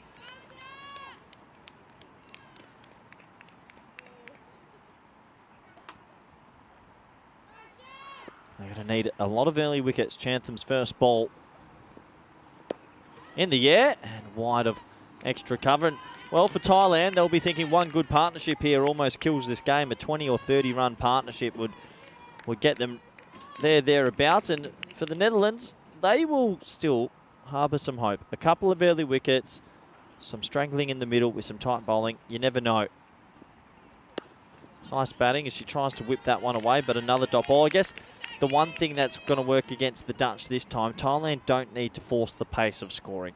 They don't need to take uneasy risks. They only have to go at 3.84, so only having to do that will mean play sensibly, put the bad ball away, run well between the wickets, and they should get their heavy favourites now. It's well bowled from Zwilling, good length, drawing the batsman forward just a little bit. Zwilling in her own rights had a very good tournament with the ball. Bowls a very good length, has taken some key wickets early at the top.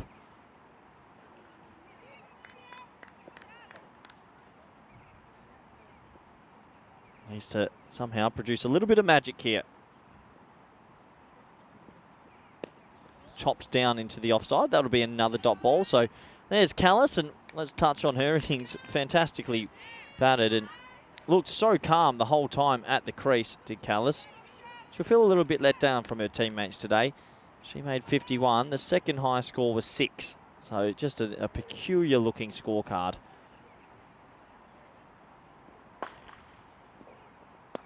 That's a nice punch off the back foot, but that'll go for another double. So nice start from Zwilling, and nice start from the Dutch, who will want to respond out there. The score after 1 over is 1 for none.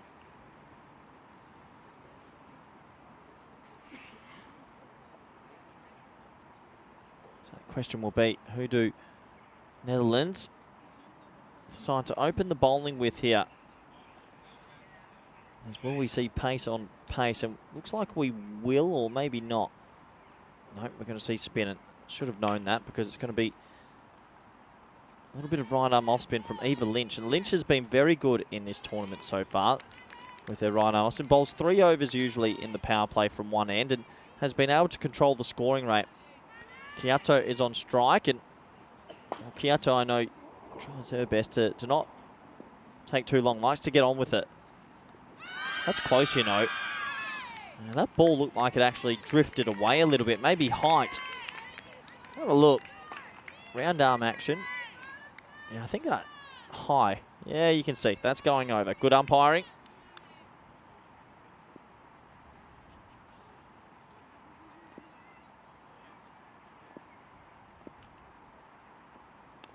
And swept away. That's going to go for a couple of runs. That's in a big pocket of space. It should be 2. They'll think about a third, but no, just 2 to the total. Nice batting from Kyoto, who gets the sweep out. But yeah, let me know in the chat what you thought about the end of the innings. I know the chat started to blow up. We saw 4 and 4, all bowled. So an international fifer, but I think that must be the first international hat-trick, double hat-trick, all bowled in the men's and women's game. It's the second one in women's cricket. All bowled. It's quite remarkable. As that is tucked away nicely. And that's all Thailand need to do. The bad ball will come, and if you are scoring singles and twos here and there, that rate is always going to be attainable.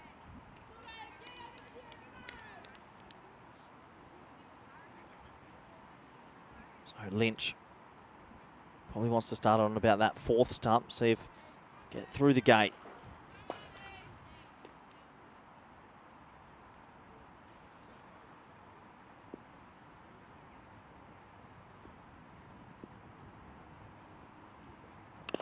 Nice shot. Nice echo off the bat, but finds Callis at cover, who was out there for every delivery in that first innings, and still must be in a little bit of shock at what they witnessed. Nice looking stroke there, though. Dot ball. Need some early wickets. Chatham yet to get off the mark.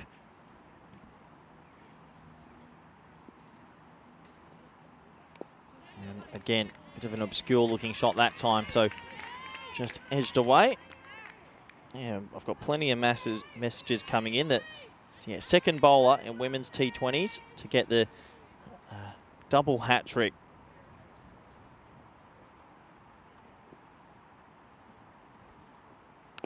Short, wide again, and Chantham misses out on that one. That one could have been put away. So that does take us to the end of the first 2 overs. Nice start from the Netherlands, not letting it get away too much. The score is 4 for none. And we'll take a look at the table, because there's a few permutations that could come from this. Thailand, if they do register the win here, which you'd think they should, will get an extremely good net run rate boost and jump to the top. Now, with 1 game left between the Netherlands and Scotland, Scotland winning the last game means they win the competition. If they are to lose to the Netherlands, Netherlands are going to have to win, and win by a considerable margin to potentially go above on the table as Zwilling continues, and it's defended onto leg side.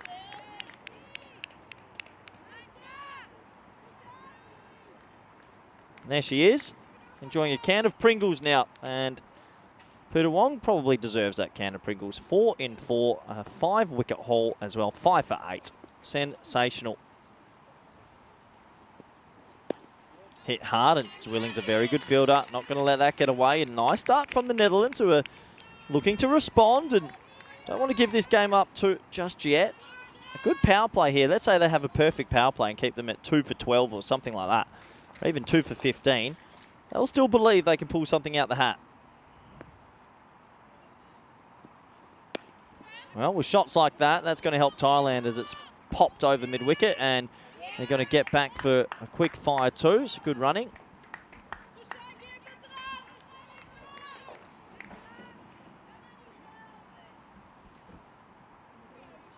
So on 6 now.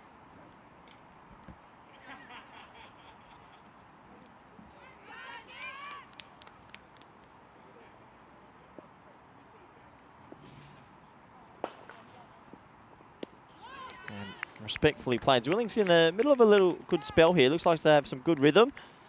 There's Callis. Yeah, it looks to have her tail up a little bit. This is coming through a good pace. Tall seam bowler. Been mighty impressed. Also has a long future ahead of herself.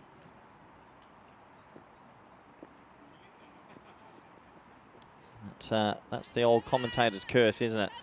The old kibosh, as that one has down the leg side, and that'll be a wide. Well, you did touch on a few times that Thailand are the first team outside the continent of Europe and outside of Europe in general to play on the network, and geez, they're making the most of it, aren't they? As that's edged away, and well, that should just be a single. As it's going to go from Zwilling to Zwilling out there, and just the single.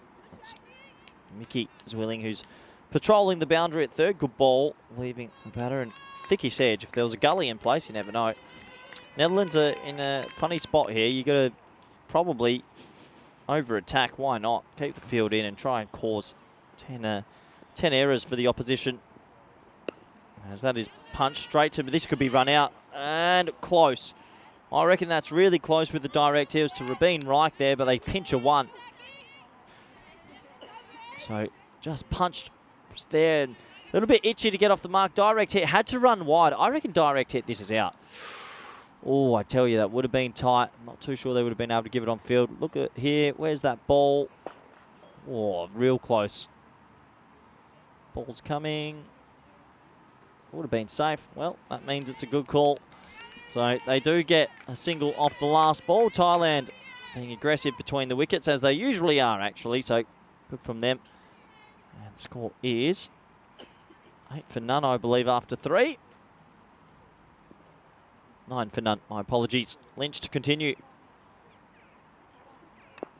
And tries to hit it over the top, doesn't get it, and they've gone for yes, no. This could be run out. It's a close call and not out in the end. Well, Kyoto didn't run it first.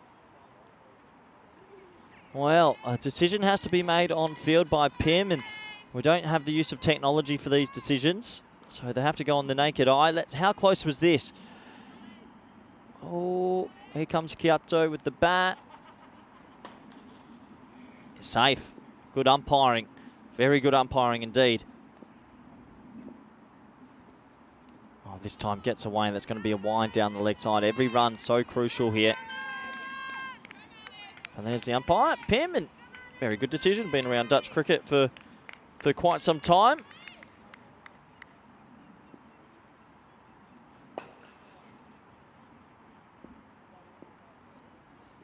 Shorter ball, pulled away. It's a bit of a top edge. There's 2 fielders patrolling out there, but it'll just be the single. So Kyoto's come out with some real intent here, looking to play some strokes, and I like it. Why not? Not too many runs on the board to get, so might as well stay aggressive.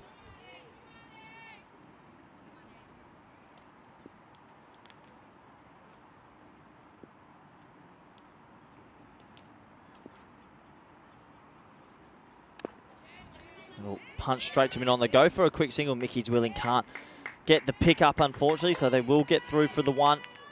Netherlands need to be tight on these. Can't afford to give free runs away in situations like this. Only 63 runs required. Get everyone in. Over attack, if anything. See if you can cause some errors.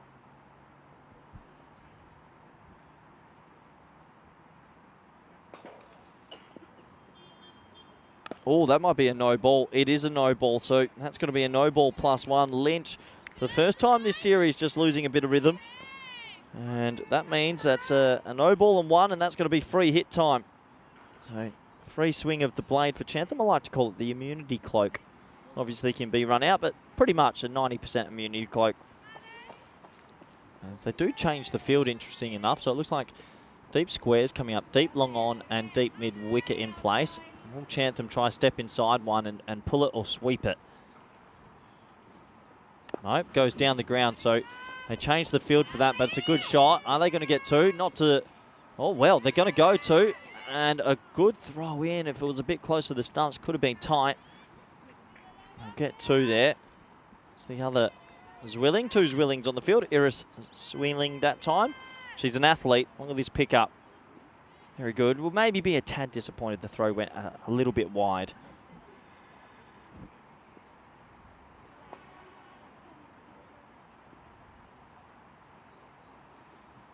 And a nice looking stroke to dead straight. And well, Mickey Zwilling this time with the picking up. So it's been a handy little over here for Thailand. 17 for none at the moment. Only 59 runs required. All the wickets in the shed. They'll be mighty happy with their day's work so far.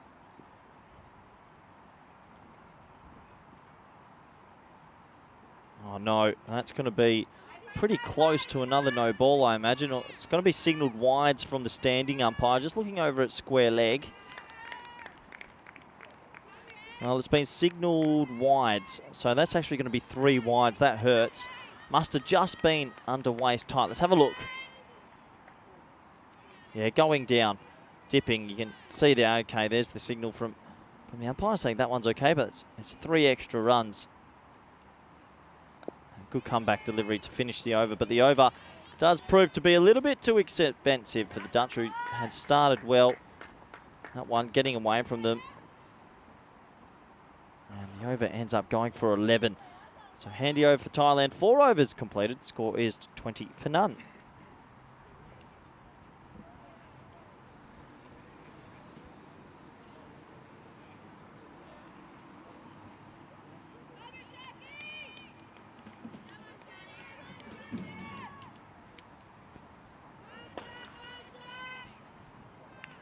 So 20 for none here.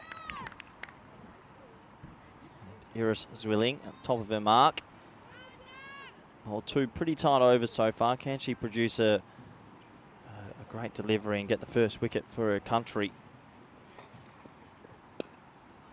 Nope. A little bit of a short wide ball, and Kiato sort of slaps down on it.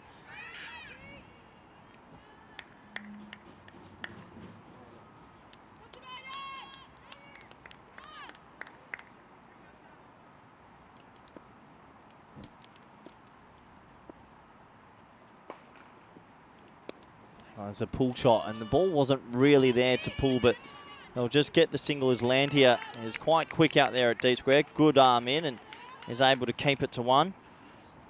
I guess the question is, what can the Dutch do here? It was a massive batting collapse. Even those, we didn't really touch on it, but those last 4 wickets really hurt with Callis looking so in form at the other end. Just need one batter to hang around. It's blocked into the offside. So another dot ball. Good spell this from Zwilling. 2.3 overs, none for 7. A wicket would cap it off.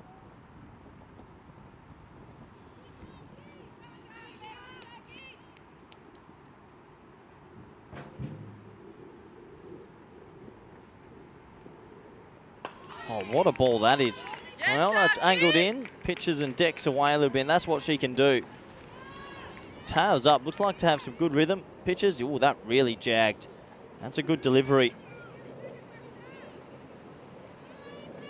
Do well to edge one of those. Sometimes you just got to nod your approval to the bowler. That's a corker. And that one slips down the leg side, maybe overexerting herself a little bit there. Once again, some of the Dutch faithful who probably a little bit more disappointed today. It hasn't been their day so far. They had lost a tight one to Scotland. They've beaten Thailand the other day in a fantastic win. Punch beautifully. What a nice stroke that is. They should double back for 2 on the arm, you'd imagine here. It's a huge boundary out to the right of your screens, and they do get back for it pretty easy too. Well, a lovely shot from Chantham.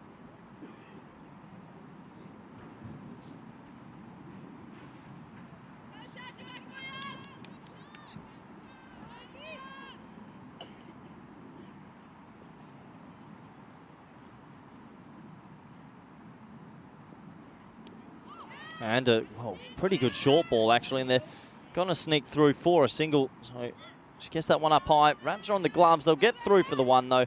Good running. 5 overs bowled here. The score is 25 for none.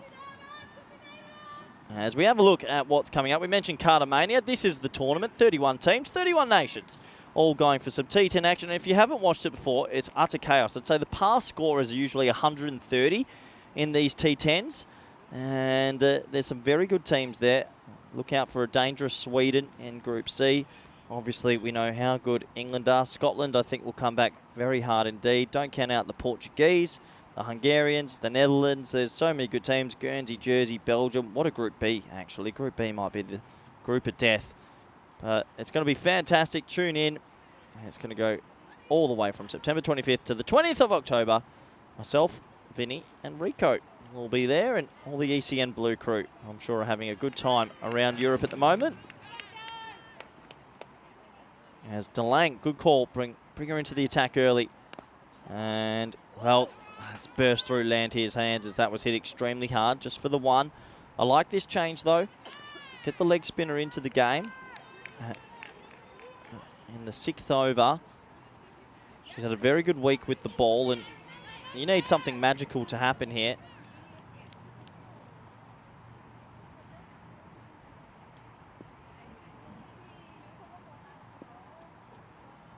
Oh, what a ball.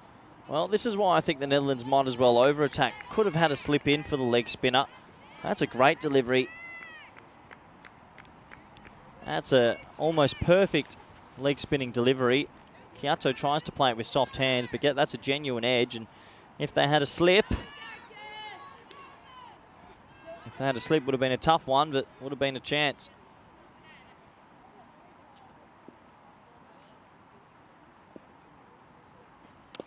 Oh, well, more raucous shot gets brought out as that's slog swept away for a single against the spin. Not an easy shot to play, but Kyoto's looks pretty good.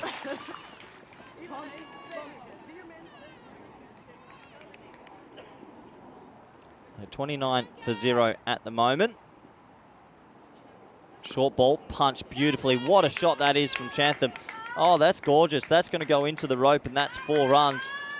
One of the better shots you'll see. I was a little bit short, and jumps onto that back foot and crunches that away for 4. This is all Thailand at the moment. Yeah, batting. And the timing on that is pretty impressive. I'd be tempted to bring up my deep mid on here. It's a hard shot to play against the leg spinner, and maybe give her that coverage out at deep cover. Can't see many of these batters hitting it over long on.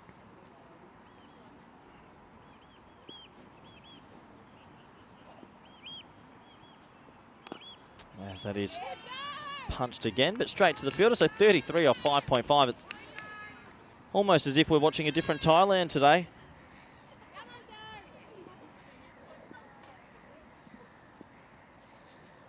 Well, comes down the crease, and what a lovely shot that is. That's going to be another boundary for Chantham, who uses her feet gorgeously and just chips that down the middle. 4 runs, and Thailand on song.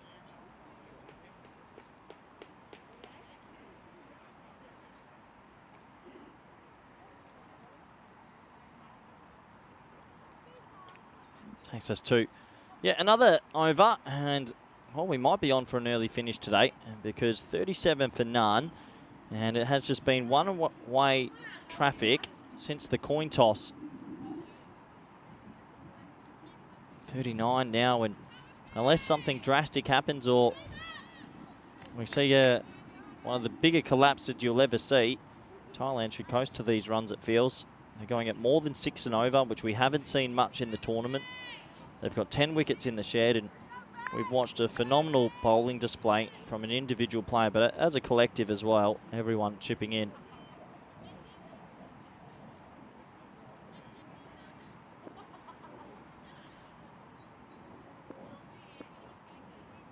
As that's going to slip down the leg side, and missed out on a bit of a sweep shot there, Kyoto. Just another wide, and sometimes you rock up to a cricket ground and it's not your day, and it just feels for the Netherlands, it just hasn't been their day. Not much going their way, and not able to really get ahead at this game at any stage. Kyoto comes down the ground now and crunches one dead straight. Good fielding and close, but not out. Well, very good fielding. That must have been top. Remind ourselves, the umpires only get one quick view at this. They don't have the luxury to take their time and use the limited review system. How close was this? It had to have been close. Here's the gather. This is tight. Ooh. Safe. Good decision from Pim. In the air and gone. Well, that'll be the first wicket, as that is a little chip shot straight to Harris Willing, who doesn't put him down, and Malcolm picks up one, and the Dutch are happy. They still believe. Score is 39 for 1. Chantham hit that pretty well, but just couldn't get the elevation.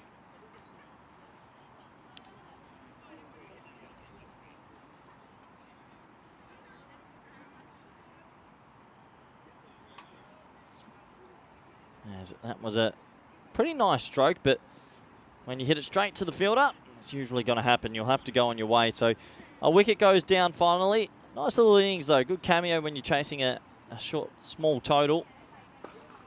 As Chantham made 17 off 23, I believe. Chawai now, the captain, out at number 3. Be wanting to bat through here and get a good nod out, you'd imagine.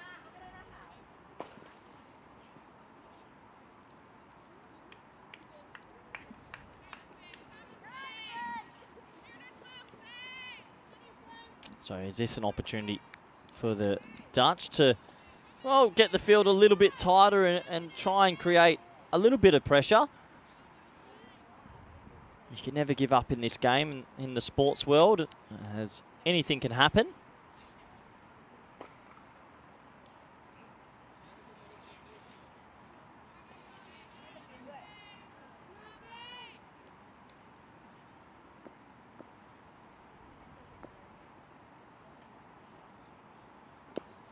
Nice looking drive. That's smoked actually. Straight to right there at cover. That'll be a dot ball. The good thing is, I'll say about the Dutch, there's plenty of noise out there. It's not as if they've dropped their heads and given up. Still fighting as hard as they can. Well bowled from Malcolm Boyer, who's come on and bowled a pretty tidy first over. He's getting it in the right spot and asking the right questions of these batters at the top order.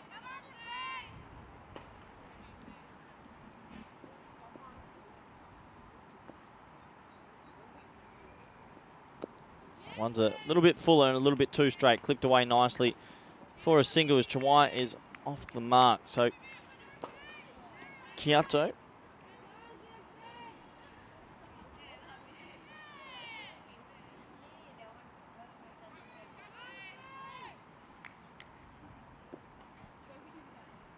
will be facing that last delivery.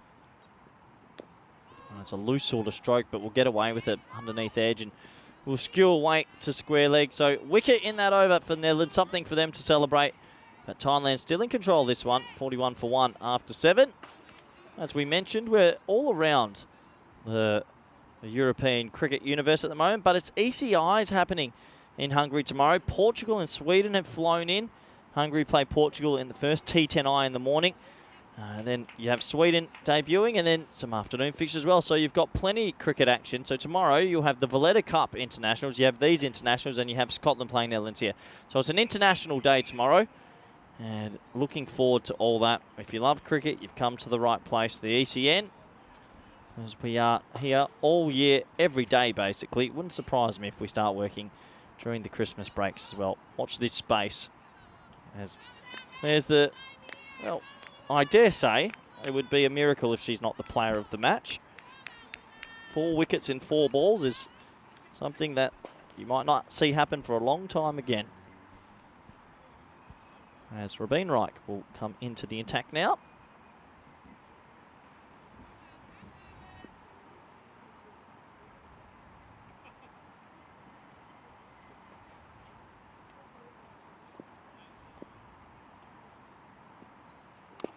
Full and straight, and well, looks to try and work that straight, but good fielding from Rabin. Keeps it to a dot.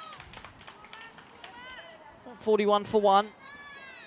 7.1 overs bowled. 35 runs required. Netherlands will be harbouring hope of making a few more indents. It's been a long series for Thailand as well. People that don't know or can't remember, they were here the previous week when they played the Netherlands in an ODI series, so they've been on the road for a while, and from all reports have been enjoying themselves immensely.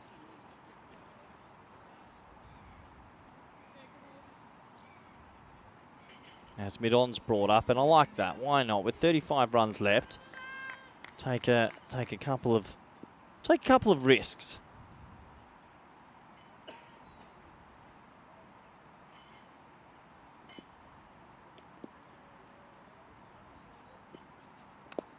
And edged away, skewed away more than anything through cover. So just another single. A nice message coming in from Kaz Witt in the chat saying, hope Thailand play more in Europe. And I think that echoes a lot of thoughts for a lot of people that have tuned in this week. And it's been very fun to have a team from outside Europe play on our network. Privilege, really. And they've done some amazing things in the last few years. And you can see why. As a group and as a nation. And I'm sure, fingers crossed, maybe they'll be back on the network in the future one day.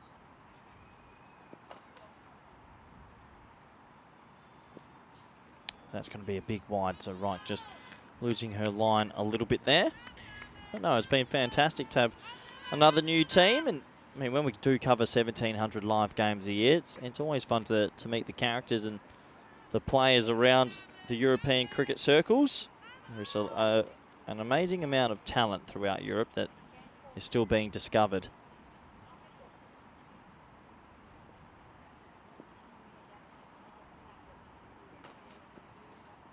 As that's a lovely square drive. They could get 2 here if they're quick. And a little bit of a no. That's good fielding out there by Lantier. Great throw in next to the stumps. It's just the one. See the robot in the chat to put a little Christmas tree, Santa Claus, cricket bat and eyes. And wouldn't surprise me if we're going right up to Christmas. Maybe even New Year's. Me and Vinny have been talking a lot about the cricket marathon. We want to trial a 48-hour cricket marathon from New Year's. I reckon it would be a great way to raise some money for charity. So that's timed down the ground, but another dot ball.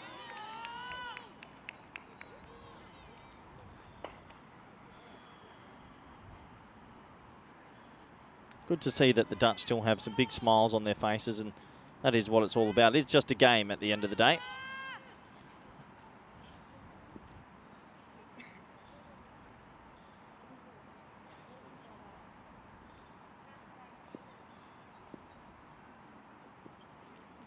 That's a nice looking drive again, but there's Iris Swilling who does the mopping up once more, so a couple of dot balls.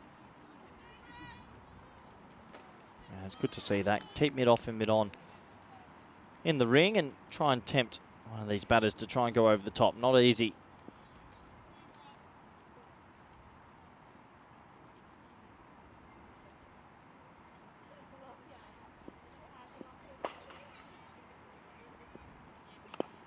And good finish from Raiku. Started a little bit, well, not consistent at the start of the over, but finishes the over pretty well. It only goes for 3 and takes us to the end of yet another over. Thailand 44 for 1. As I want to welcome all the viewers right back in to the Dream Box that we like to call the Commentary Cube. And once again, this is what we've been delivering 1,700 games around, as I can see Spring Productions having. And that's someone we need to talk about. Spring Productions. They're the people that help us go around, give you all this fantastic footage, help get me on the headset and make sure I don't make any bloopers. They're fantastic. They go everywhere with us, so big thank you to Spring Productions. And if you have enjoyed the coverage, 1, 2, 3, 4, 5, there's about 5 social media things. I'm too old for social media. I can't keep up. But if you can keep up, follow us on all those and give us a like. As that's hit away through backward point, but that'll be another dot ball. So Netherlands just stringing together a few dot balls here, which is good. And there is Spring Productions. Give them a follow. I'm sure they've got social media somewhere. From Latvia, the company, and they've been following us on the road for a long time now. As that's well played, the old traditional late cut. Just the one. And one thing I will say about the Spring Productions crew, they've actually got better at cricket. In the breaks, you'll see them try and learn the sport and get a bat and ball. And if Latvia had an international cricket team, I think most of the Spring Productions crew would start playing for them.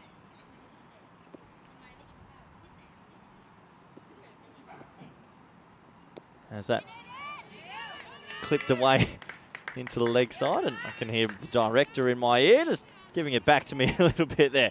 But good batting there from Thailand, just picking up a couple of ones.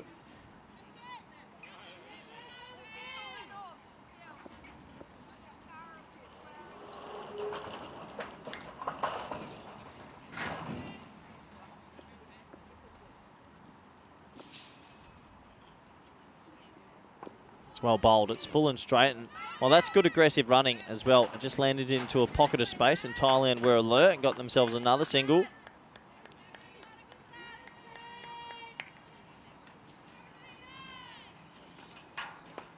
A question coming in from Andy Bond asking, it's a good question actually, why don't we see many Asian players play in India and Pakistan domestic cricket, like Scottish and Dutch play in the county circuit? As that's an aggressive stroke, and hit away for 1, as it sounds like a truck is just unloading all the way near the effects mic. My answer to that would be is that there is such a volume of players in Asia that not in Asia, sorry, in Pakistan and India, it's very hard to get people to break through. There is, I think even if you put the India B team out, A, B, C in world cricket, as that's cut gorgeously for a dot, 48 for 1 after 9. If you put all those players out, India would be able to stack 5 international teams that would all be competitive. Same with Pakistan. So it's a little bit more difficult, I think, just through sheer volume of cricket players and standard. Thanks for your question, Andy. As you have a look at these worms, and well, if you look at that 18th over, not often you see that, but yeah, they're well above that red line. That red line's the barometer mark. That's what they have to go at the start of the innings. And they've been over that red line from the very first over. As Rabin Reich will continue. In the air, should get a wicket here. Oh no, it'll actually balloon into a huge pocket of space. So that's a little bit of luck from Kyoto. That was the old Bermuda Triangle, landed between 3. Have a look. It was a full ball swinging away. Loose shot, looking to hit it over mid-off and mid-on, which we talked about. And there's 2 of the triangle, and there's the 3rd. So that's pretty unlucky for the Netherlands.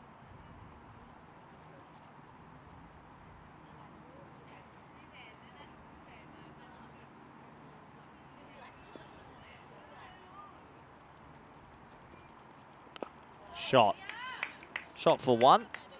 Well timed from Chawai. That's the 50 up for Thailand. I can hear a pretty warm round of applause from their playing group and coaches as they just trickle their way to these runs. Guess they're in no massive rush.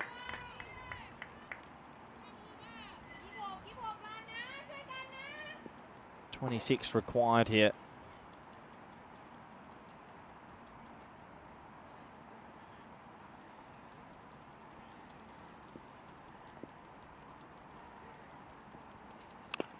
That's a nice looking shot again as well. And a little bit of a fumble from cover. And yeah, good alert running. Good alert running from Thailand.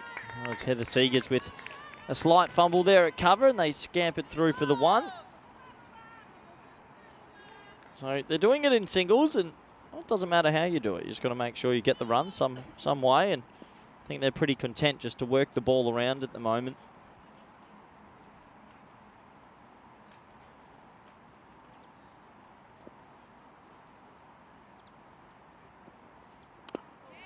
Good comeback delivery, full and straight, asking a few more questions from Reich, who's bowled an okay little spell here, getting a bit of movement. What can the Dutch do? What can they do here? Maybe a bit of brilliance in the field or a special run out.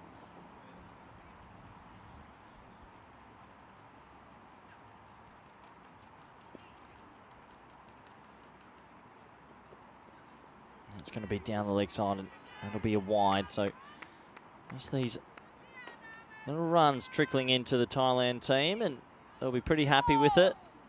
Just going through the motions at the moment.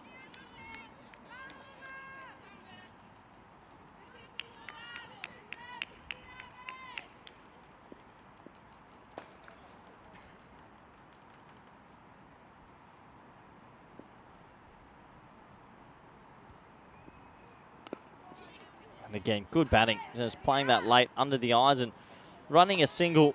And these singles are starting to hurt the Netherlands. 3 or 4 and over is perfect result. Sometimes it's 5 or 6 and over in ones for Thailand. Kyoto's looked better today, 20 off 26.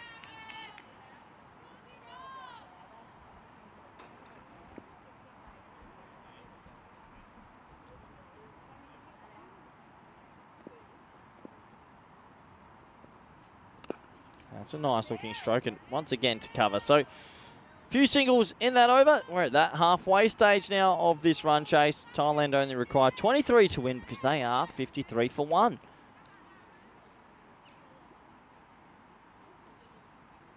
We have a quick look at that tail of the tape, and well, all the damage is done in that top half. A pretty remarkable scorecard, really. Not often you see a top score of 51 and the second top score of 6. And not often you see 5 for 8 in a T20 or any figures around the world, but in that 5 for 8, to mention it again, was a double hat-trick, all bowled. And credit to the other Thai bowlers as well. I thought they bowled really well indeed, and fielded well as they usually do. They don't give much away.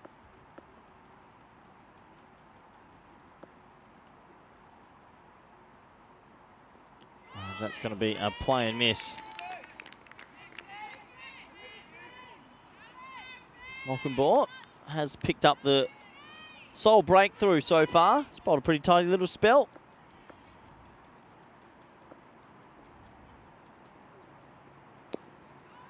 As that's well defended back, and another dot.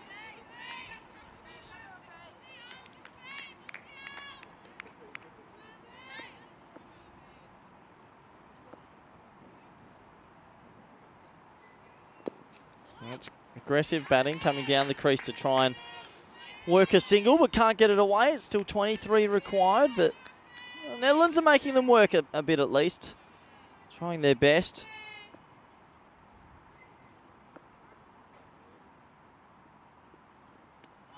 That's a play and miss this time. So 4 dot balls in this over.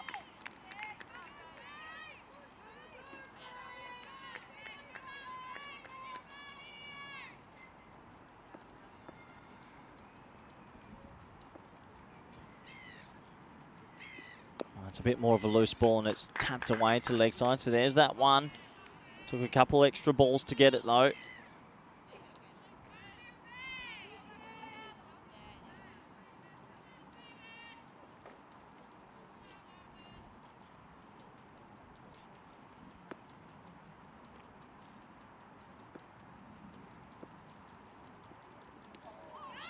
Good hands from Babette Delader with the take down the leg side, but creeping down the leg side, so that's going to be a wide.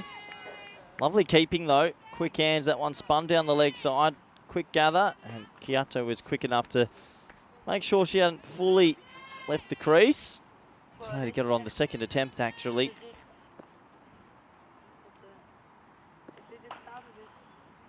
Short in the air, and well hit actually over mid-off, and this could be a handy boundary, and it will go. So first boundary in a while for Kyoto, and for Thailand in the over after 4 dots to start, ends up actually going for 6. So handy for Thailand, and well, pretty good indeed.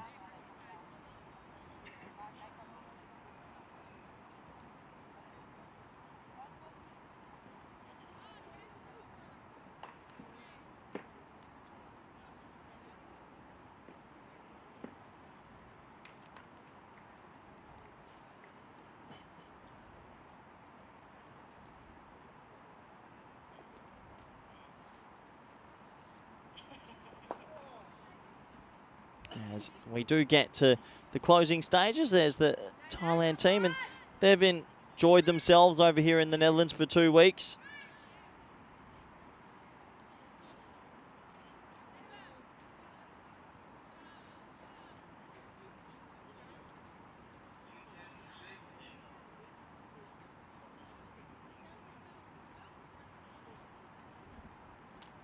So 59 for 1 off 11. 17 runs required, and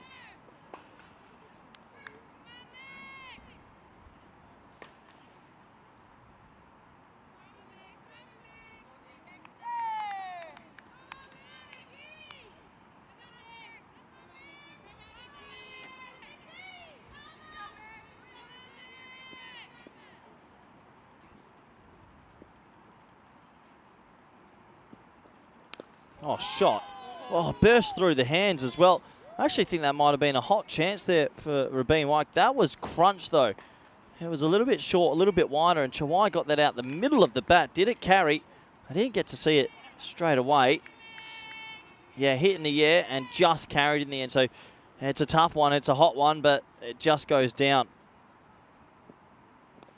And well, nice shot this time from Kyoto, who gets a low full toss and tickles it round the corner, and just a little bit of an acceleration at this back end for Thailand, as a couple of boundaries in the last few balls, and oh, they're almost there.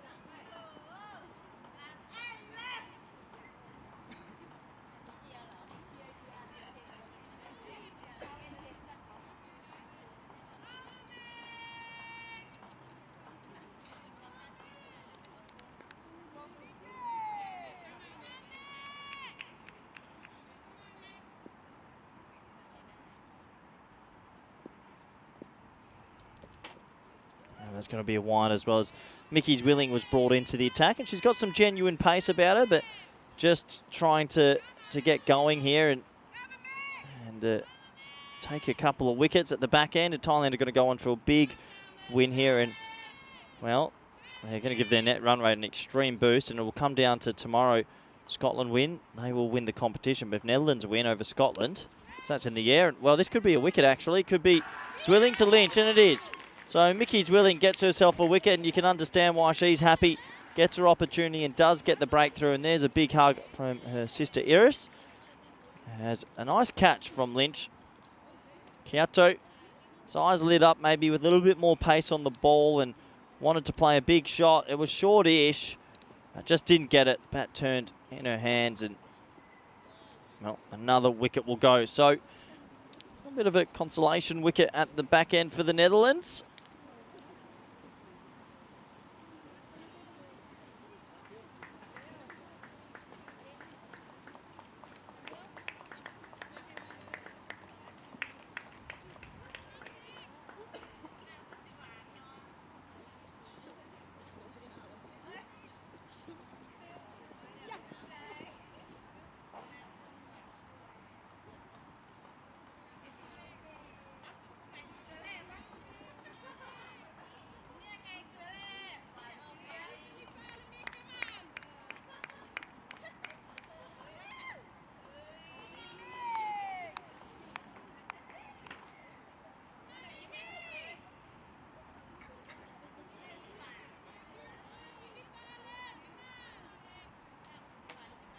So Siddering will come out with 11 runs to go in this one.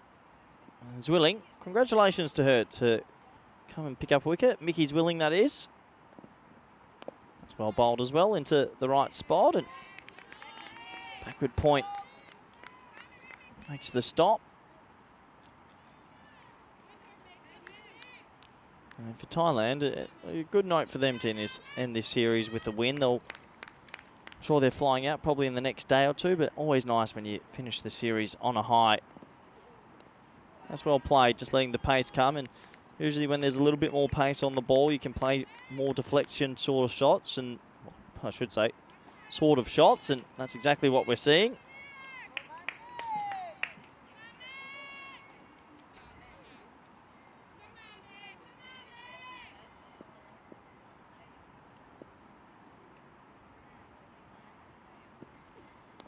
Shot again, and that's a really nice shot. It's actually quite well timed, and goes for 4.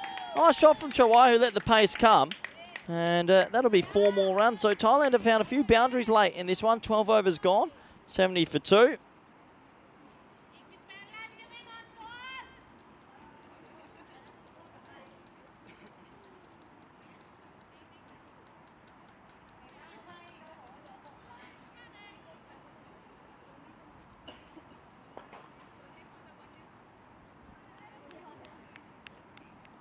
Romania, Luxembourg, Switzerland, Malta, France, Luxembourg, Netherlands, Scotland. That's what's coming up tomorrow. I know everyone is looking forward to that. And it should be a good game of cricket overall. And the Romania-Luxembourg to start it off, because those two teams are pretty evenly matched. And it will be a pretty good, interesting tournament, that one, because the Valletta Cup, everyone's beating everyone, is what I've been told. And I was on the phone to Vinny Sandhu this morning, and he said the standard's been pretty good out there in Malta, as Thailand needs 6 to win here. That's cut pretty nicely, but it's going to find the fielder. So dot ball.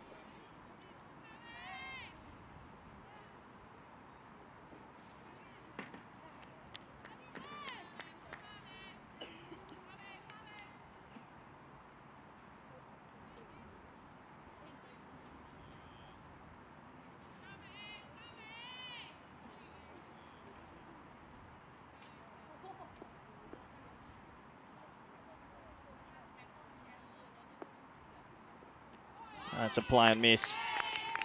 Well bowled from Lynch, who sometimes hasn't had the reward. Been a pretty clever bowler most of the series, and beats the bat from time to time with a little bit of sling in that bowling action. And sometimes it just pounces and kicks on. That one actually looked to go away a little bit. Not too sure if that's sort of sliding out of the hand a bit, but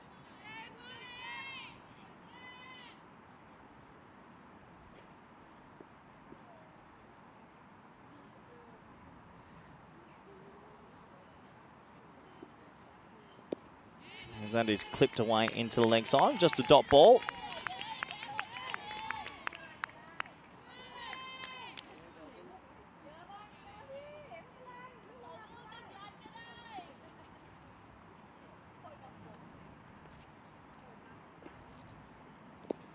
As that's hit in the air, well, they'll think about it, but they won't be able to get one. So another dot ball. Good over this from Lynch, who's just fighting hard and trying their best to make something happen.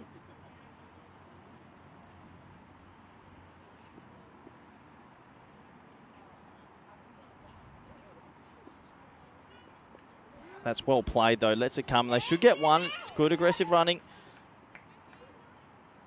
Thailand.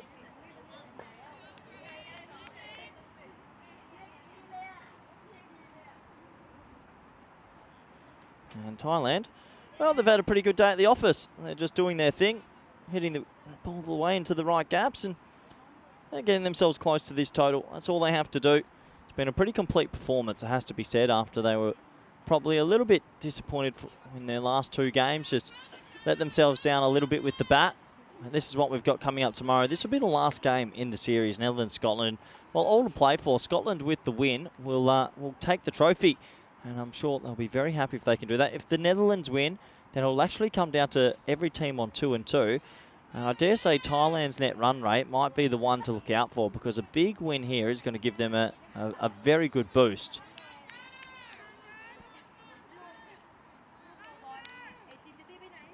As there's 5 runs required. And that's cut beautifully, and that might be down to 1 run required. What a nice shot that is. Just in the last 20 minutes, they've been able to find a few boundaries here and there, and that's 1 run to go.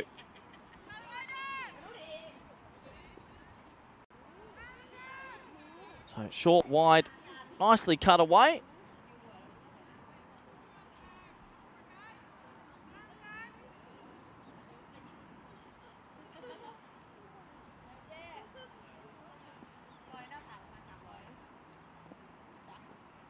And cut again. That won't do it. Little misfield. Thought that might have been the winning run. Still 1 run to get for Thailand, who will end their trip on the right note. They're going to win by 8 wickets unless Delane can do something about it and pick up a late wicket.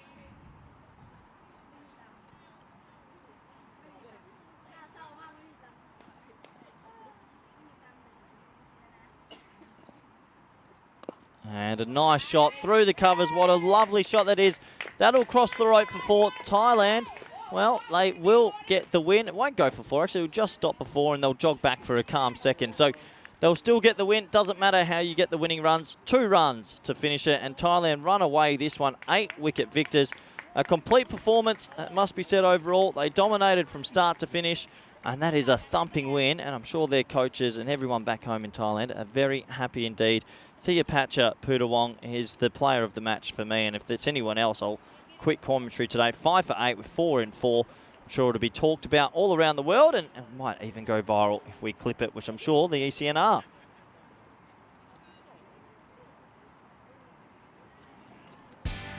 As we'll have a very quick look at these highlights, and well, it was all Thailand at the start.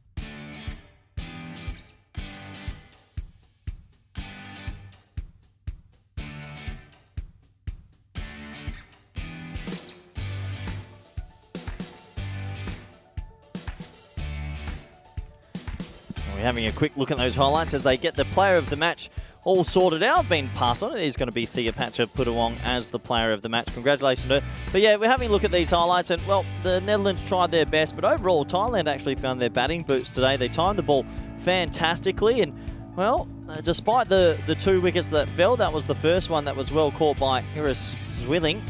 Besides the wicket that fell, they never really were too deterred. They ran well between the wickets. They picked up a lot of boundaries late as well, which we haven't seen too much in this series.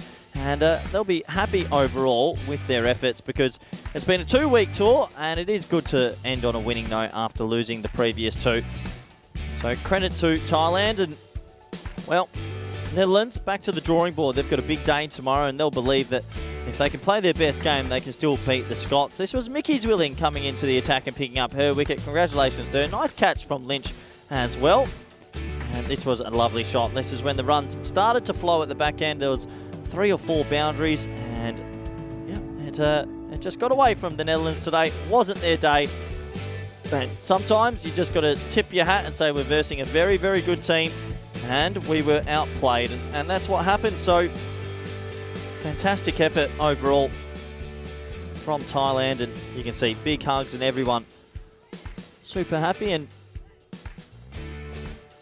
good sportsmanship between all these players as well. As you can understand, everyone trying their best. And oh, it's been a good game of cricket. It's been Thailand's day as 28 off 30 for Kiato, 17 off 23 for Chantham, Chawai with 12 off 18 and Sudarang 7 off 11. So 12 extras as well do help the total overall, and well, it's a pretty good total. And when you're chasing 75, you don't want to have too many early hiccups, and they didn't have too many early hiccups. They got on with it from the start, and they deserve it. We have a quick look at the bowling figures, shall we? And, well, Malcolm Boer had pretty good figures. 3 overs, 1 for 14. 3 overs for Iris Swilling, who also none for 11. And, well, Lynch also pretty handy. Actually a little bit unlucky to maybe not pick up a wicket. So we're almost set to go for player of the match. And Theopacha Putawong is going to be the player of the match. We'll see if we can get a nice little presentation with her.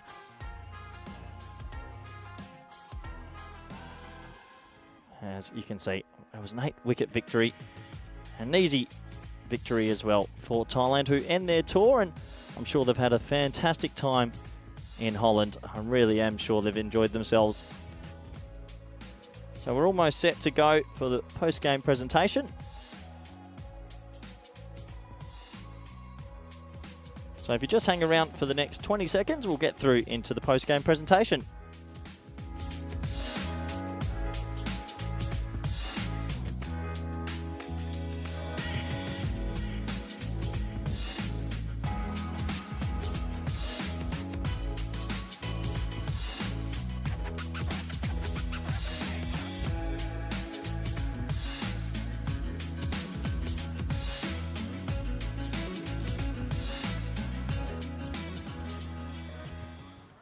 Hello everyone and welcome to the post-match presentation. It's been a very good game of cricket. Thailand were fantastic today and it's great to have the Thailand captain with me, and well done today. Thank you. You've been in Holland for the last 2 weeks. How have you enjoyed the Netherlands and how have you enjoyed your tour? So the first thing, we love to play in this condition, and play with a lovely team, like a whole team, Netherlands, yeah. And I hope to play with them in here in the next time, yeah. Oh, beautiful. Thank you so much. And you've come out to the Netherlands. You had a 1-1 in the ODI series. You've also won a couple of games and lost the games in the T20. Where do you think you guys can improve, and what's next for Thailand cricket? So the first thing, I think we have to adjust with the condition as well. In the first game, all of my bowler, they not understand in the weather and in the pitch, Yep. And I think in the next time I hopefully to stay for the long time, and I think we can play again. Yeah. Now, I think everyone should put a round of applause for Thailand coming out here. It's a long way to come and they've been fantastic. So we're going to hold on to you for a moment because we're going to do the player of the match ceremony, and Pim's going to award the trophy for Theopacha Putawong, 5 for 8 and a double hat-trick, 4 in a row. Theopacha. It's going to be presented by Pim. Pim, if you want to present the trophy. Well deserved.